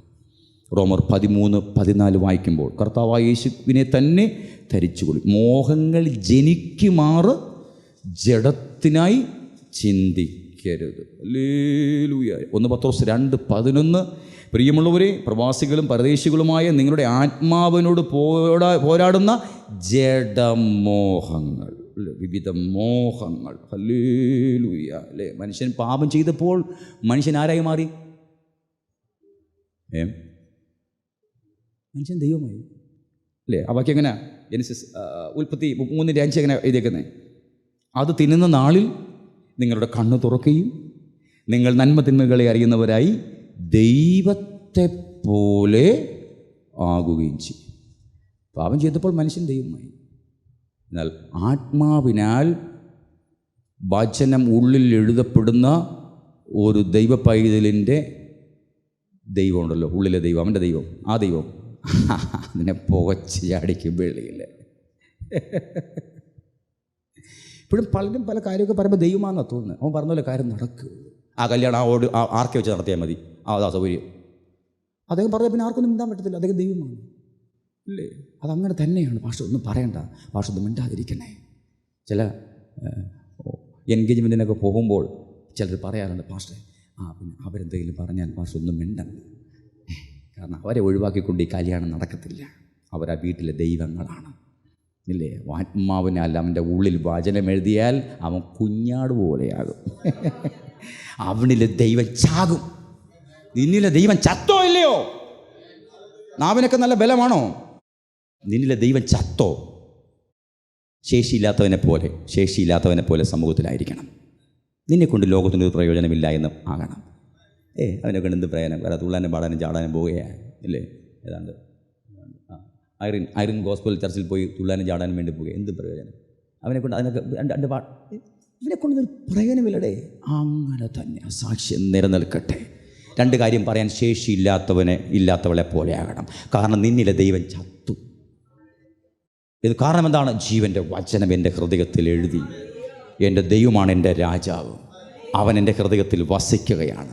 അവൻ സിംഹാസനസ്ഥനായി എൻ്റെ ഉള്ളിൽ വസിക്കുകയാണ്. ഓ ഹല്ലേലൂയ. രക്തത്താൽ വചനത്താൽ ജയം. ഒത്തിരി വാക്യങ്ങളൊക്കെ ഞാൻ ഇങ്ങനെ എഴുതി, മനസ്സിലായി. ഇത് നേരം വിളക്ക് തീരുക ഇല്ലേ, വേണ്ട, എല്ലാം പോകട്ടെ. സ്തോത്രം. ഹല്ലേലൂയ. റോമർ 14:7 വായിക്കുമ്പോൾ 17 വായിക്കുമ്പോൾ ദൈവരാജ്യം ഭക്ഷണവും, അതറിയാമല്ലോ അല്ലേ. അപ്പോൾ ദൈവരാജ്യം കർത്താവ് എന്ത് കഴിപ്പാൻ തരുന്നു, എന്ത് കൊടുപ്പാൻ തരുന്നു, വണ്ടി തരുന്നു, വീട് തരുന്നു, പെണ്ണ് തരുന്നു, ജോലി തരുന്നു എന്നുള്ളതല്ല. ഇല്ലേ, ദൈവരാജ്യം ആ ഒരു മേഖലയെ അല്ല. യോഹന്നാൻ 18:36 യേശു പീലാത്തോസിനോട് പറഞ്ഞു, എൻ്റെ രാജ്യം ഐഹികമല്ല. പീലാത്തോസ്, നീ ഈ കണ്ണുകൊണ്ട് കാണുന്ന ഈ രാജ്യമല്ല എൻ്റെ രാജ്യം. എൻ്റെ രാജ്യം കാണത്തക്കവണ്ണമല്ല വരുന്നത്. നിനക്കത് കാണുവാനോ അത് തൊടുവാനോ കഴിയുന്നതല്ല. എൻ്റെ രാജ്യം അദൃശ്യമാണ്. എന്തൊരു പ്രസ്താവനയാണ്. അപ്പം പിന്നെ ദൈവരാജ്യം എന്താണ്? ലൂക്കോസ് 17:20 വായിച്ചു വരുമ്പോൾ ദൈവരാജ്യം കാണത്തക്കവല്ല വരുന്നത്. റോമർ 5:5 വായിച്ചു വരുമ്പോൾ ദൈവത്തിൻ്റെ സ്നേഹം നമുക്ക് നൽകപ്പെട്ട പരിശുദ്ധാത്മാവിനാൽ നമ്മുടെ ഹൃദയങ്ങളിൽ പകർന്നിരിക്കുന്നു. അപ്പോൾ ദൈവരാജ്യം എവിടെയാണ്? വീണ്ടെടുക്കപ്പെട്ട വിശുദ്ധൻ്റെ ഹൃദയത്തിലാണ് ദൈവരാജ്യം. ഇപ്പോൾ ആത്മീക ദൈവരാജ്യം എവിടെയാണ്? ഭൂമിയിൽ എവിടെയാണ്? പറഞ്ഞാട്ടെ. നമ്മുടെ നല്ല എൻ്റെ ഹൃദയം, അങ്ങനെ പറ, എൻ്റെ ഹൃദയത്തിൽ. ഇപ്പോൾ ഭൂമിയിൽ ആത്മീക ദൈവരാജ്യം എവിടെയാണ്? എൻ്റെ ഹൃദയത്തിൽ. അങ്ങനെയാണെങ്കിൽ ഇപ്പോൾ ആക്ഷരിക ദൈവരാജ്യം, ഫിസിക്കൽ ദൈവരാജ്യം ഇപ്പോൾ എവിടെയാണ്? ഫിലിപ്പിയർ 3:20 നമ്മുടെ പൗരത്വമോ സ്വർഗത്തിലാകുന്നു. അവിടെ നിന്നും കർത്താവായ യേശുക്രിസ്തു രക്ഷിതാവായി വരും. അതെവിടെയാണ്? സ്വർഗത്തിലാണ്. ഇപ്പോൾ ആക്ഷരികമായ ദൈവരാജ്യം, അല്ലേ? ദൃശ്യമായ ദൈവരാജ്യം എവിടെയാണ്? സ്വർഗത്തിൽ. അവിടെ നിന്നാണ് നമ്മുടെ വാഴ്ത്തപ്പെട്ട കർത്താവായ യേശുക്രിസ്തു രക്ഷിതാവായിട്ട് വരാൻ പോകുന്നത്. ഇപ്പോൾ ഭൂമിയിൽ ആത്മീക ദൈവരാജ്യം അദൃശ്യമാണ്. അതെവിടെയാണ്? എൻ്റെ ഹൃദയത്തിൽ. തൻ്റെ ഇടത്തോടെ പറ, പിശാച് മലന്നങ്ങ് വീഴട്ടെ യേശുവിൻ്റെ നാമത്തിൽ. ആ വെളിപ്പാട് നമുക്ക് കിട്ടിക്കഴിഞ്ഞാൽ അവൻ്റെ പരിപാടി എല്ലാം ഇട്ടിട്ട് അവൻ പാട്ടിന് പോകും. ഇനി ഇവിടെ പുറേ പോയിട്ടൊന്നും കാര്യമില്ല, അവർക്ക് വെളിപ്പാട് കിട്ടിക്കഴിഞ്ഞു. നിൻ്റെ പ്രാർത്ഥനയുടെ ഞരക്കം അവനെ കാണുമ്പോൾ സന്തോഷിക്കും. അവൻ സന്തോഷിക്കും. ഇതുവരെയ്ക്ക് എൻ്റെ സഹോദരിക്ക് എന്തായാലും ഈ ദൈവരാജ്യം വെളിപ്പെട്ട് കിട്ടിയിട്ടില്ല, ഇല്ലേ? നമ്മുടെ പ്രാർത്ഥനയുടെ ഞരക്കം ഒന്ന് മാറ്റി വെച്ച് കളഞ്ഞിട്ട് ഞാൻ സ്വർഗീയമായ ആ വെളിപ്പാടിൽ, കർത്താവേ എന്നെ രക്ഷയ്ക്ക് ജ്ഞാനിയാക്കി തീർക്കേണ്ടതിന് ഞാൻ ഗലീല വിട്ട് നിന്നോട് കൂടെ കഷ്ടം സഹിപ്പാനായിട്ട് നിന്ന വഹിച്ചുകൊണ്ട് ഞാൻ അവിടുത്തെ പിന്നാലെ യാത്ര ചെയ്യുകയാണ്. നിങ്ങൾക്കറിയാമോ, ആ നിന്ന വഹിച്ചുകൊണ്ട് ഗലീലയിൽ നിന്നും അവനോട് കൂടെ യാത്ര ചെയ്ത് ക്രൂശുമരണത്തിന് സാക്ഷ്യം വഹിച്ചവർക്ക് മാത്രമാണ് യേശു പ്രത്യക്ഷനായത്. ആയിരക്കണക്കിന് ആൾക്കാർ ആഹാരത്തിൽ നിന്നല്ലോ അപ്പം കഴിച്ചല്ലോ. എത്രയോ ആയിരക്കണക്കിന് ആൾക്കാർ രോഗസൗഖ്യം പ്രാപിച്ചു. അവർക്കൊന്നും ദൈവം പ്രത്യക്ഷനായി, കർത്താവ് പ്രത്യക്ഷനായില്ല. അവനോട് കൂടെ കഷ്ടം സഹിപ്പാനായിട്ട് യാത്ര പുറപ്പെട്ട് വന്ന, എന്തൊരു വെളിപ്പാടാണ് എൻ്റെ പ്രിയമുള്ളവരെ.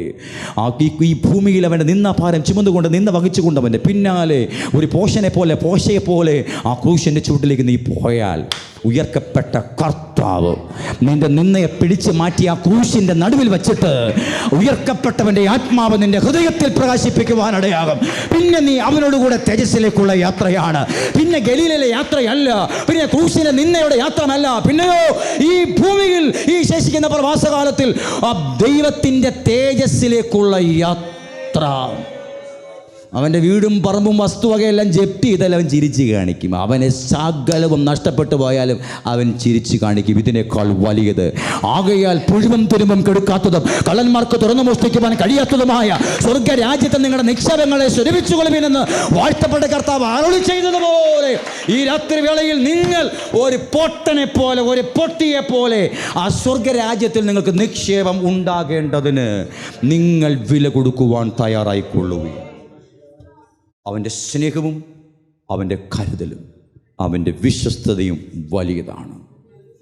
ഈ ലോകരാജ്യം നമ്മുടെ വാഴ്ത്തപ്പെട്ട കർത്താവിൻ്റെ കയ്യിൽ വരാൻ പോകുകയാണ്. ആകയാൽ ഈ രാജാക്കന്മാരുടെ കാലത്ത് സ്വർഗസ്ഥനായ ദൈവം ഒരു ഇളകാത്ത രാജ്യം സ്ഥാപിക്കും. ആ ഇളകാത്ത രാജ്യത്തിൽ നമ്മെ പാർപ്പിക്കേണ്ടതിന് പരിശുദ്ധാത്മാവിനാൽ ഇന്ന് നമ്മുടെ ഹൃദയത്തിൻ്റെ ഉള്ളിൽ അവൻ ആ ദൈവരാജ്യം തന്നിരിക്കുകയാണ്. ആ ദൈവരാജ്യത്തിൻ്റെ വ്യവസ്ഥയ്ക്കനുസരണമായി നാമും ക്രിസ്തു യേശുവും തമ്മിൽ ഒരു സ്വർഗീയമായ ധാരണയിൽ എത്തിക്കഴിയുമ്പോൾ നമ്മുടെ ഹൃദയത്തിലേക്ക് ഭരിക്കുവാൻ സ്വർഗീയ വാഴ്ചയുമായി പിതാവായ ദൈവം തൻ്റെ പുത്രനുമായി നമ്മുടെ ഹൃദയത്തിൻ്റെ ഉള്ളിലേക്ക് സിംഹാസനസ്ഥനായി ഇറങ്ങി വരും. ആ സ്വർഗീയ സിംഹാസനത്തിലിരുന്ന് കൽപ്പിക്കുന്നത് പോലെ, ആ സ്വർഗീയ സിംഹാസനത്തിൽ നിന്ന് ദൈവം ഭരിക്കുന്നത് പോലെ, ആ സ്വർഗീയ സിംഹാസനത്തിലിരുന്ന് അവൻ അധികാരസ്ഥനായി നിൽക്കുന്നത് പോലെ, അതേ പ്രൗഢിയിൽ, അതേ ശക്തിയിൽ, അതേ തേജസ്സിൽ അവന് വേണ്ടി ഹൃദയം തുറന്നു കൊടുത്ത ഓരോ ദൈവ പൈതലിൻ്റെ ഹൃദയത്തെ ആ സ്വർഗീയ സിംഹാസനമാക്കി നീതിമാനായ ദൈവം നമ്മിലൂടെ ഈ ലോകത്തെ ഭരിക്കുകയാണ്. അദൃശ്യ മണ്ഡലങ്ങൾക്ക് അത് അറിയാം, ജഡത്തിന് അത് അറിയുകയില്ല. അദൃശ്യ മണ്ഡലങ്ങളിൽ മറഞ്ഞു കിടക്കുന്ന ശത്രുഗണത്തിന് അത് അറിയാൻ. പ്രിയമുള്ളവരെ, നമ്മുടെ ഉള്ളിൽ ആരാണെന്ന് അവൻ അറിയാം. അവൻ നമ്മളെ ഭയമാണ്. പ്രിയമുള്ളവരെ, ഈ രാത്രിവേളയിൽ എന്നിൽ ഭരിക്കുന്നത് ആരാണ്? സർവശക്തനായ ദൈവം എൻ്റെ ഹൃദയത്തിൽ വാഴുകയാണ്. അവൻ ദൈവരാജ്യമായി സിംഹാസനസ്ഥനായി എൻ്റെ ഹൃദയത്തിൽ അവൻ വാഴുകയാണ്. ദുഷ്ടൻ ഒരു തന്ത്രവുമായി കടന്നു വരുമ്പോൾ, പിശാചേ നിനക്ക് ആള് മാറിപ്പോയോ?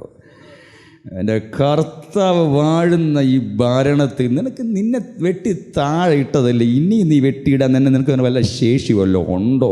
നമ്മൾ ഇത്രയും പറഞ്ഞാൽ മതി, അവൻ നാണം കെട്ടവൻ താറുമാറായി പോകും. ഇതിലേ സ്ഥാനത്ത് അവൻ നമ്മളെ സമീപിക്കുമ്പോൾ, അയ്യോ ദൈവമേ എനിക്ക് ആരുമില്ല കർത്താവേ, നീ അല്ലാതെ ആരുമില്ല, ഇങ്ങനെ പ്രതീക്ഷയില്ലാത്ത ചത്തവട പ്രാർത്ഥന പോലെ നമ്മുടെ പ്രാർത്ഥനയാകാതെ, ജാതികളെപ്പോലെ നമ്മുടെ ജൽപ്പനങ്ങളായി തീരുവാനിടയാകാതെ എന്ത് ചെയ്യണം? ക്രിസ്തുവിൻ്റെ പ്രത്യാശ നമ്മളെ ഭരിക്കട്ടെ, നയിക്കട്ടെ. ആ ദൈവരാജ്യം, അതാണ് നിങ്ങൾ ഉയരത്തിലുള്ളത് തന്നെ ചിന്തിപ്പീൻ, അല്ലേ? ഉയരത്തിലുള്ള ദൈവരാജ്യം എൻ്റെ ഹൃദയത്തിൽ അവൻ വാഴുകയാണ്. നീതിമാനെ ഞാനില്ല, ഞാൻ ചത്തു, എൻ്റെ ജീവൻ ക്രിസ്തുവിനോട് കൂടെ പിതാവായി ദൈവത്തിൽ മറഞ്ഞിരിക്കുന്നു. ഇനി ജീവിക്കുന്നത് ഞാനല്ല, ക്രിസ്തുവാണ് എന്നിൽ ജീവിക്കുന്നത്. അവൻ എന്നിൽ വസിച്ച് വാഴുകയാണ്. അവനോട് കൂടെയുള്ള യാത്ര, ആ യേശുവിനോട് കൂടെയുള്ള യാത്ര, അവൻ വാഴുകയാണ്. അവൻ എവിടെയെല്ലാം വാഴണമോ അവൻ എന്നെ അവിടെ കൊണ്ടെത്തിക്കും. എൻ്റെ വിരലുകളെ പോരിന് ഇല്ലേ, കൈകളെ വിദ്യാഭ്യാസത്തിന് അവൻ നടത്തുകയാണ് ഇല്ലേ. ഈ ലോകത്തിൽ കാണുന്ന തന്ത്രങ്ങൾ നീക്കുവാനായിട്ടല്ല, ആത്മീയ പോരാട്ടത്തിന് വേണ്ടി ആത്മാവ് നമ്മളെ സജ്ജമാക്കുകയാണ്. നമ്മുടെ കണ്ണുകൾ, നമ്മുടെ കാതുകൾ, നമ്മുടെ അവയവങ്ങൾ എല്ലാം ക്രിസ്തുവിൻ്റെ നീതിയുടെ ആയുധങ്ങളാക്കി ദൈവത്തിൻ്റെ കരങ്ങളിൽ സമർപ്പിച്ച് ഏൽപ്പിച്ചു കൊടുക്കുമ്പോൾ അവൻ നമ്മിൽ വാഴുകയാണ്. ഈ കണ്ണിന് ഒരു പ്രമാണമുണ്ട്, ഈ ലോകത്തിനൊരു പ്രമാണമുണ്ട്. ആ പ്രമാണത്തെ നാം ജയിക്കണം. ഈ കാതിന് ഒരു പ്രമാണമുണ്ട്, അത് ക്രിസ്തു അനുരൂപിയാക്കി തീർക്കുന്ന സ്വർഗീയ പ്രമാണത്തിലേക്ക് ട്രാൻസ്ഫർ ചെയ്യണം. ഈ രാത്രിവേളയിൽ നിത്യനായ ദൈവം നമുക്ക് പ്രകാശിപ്പിച്ച് നൽകിയിരിക്കുന്നതും ഈ നിർമ്മലമായ വചനത്തിൻ്റെ പുഷ്ടി അനുഭവിച്ച് ആസ്വദിച്ചറിയുവാനും ഇടയാകേണ്ടതിന് ഒരു നിമിഷം കണ്ണുകളെ അടയ്ക്കാം. ദൈവത്തിൻ്റെ സന്നിധിയിൽ നമ്മളെ ഏൽപ്പിച്ചു കൊടുക്കാം.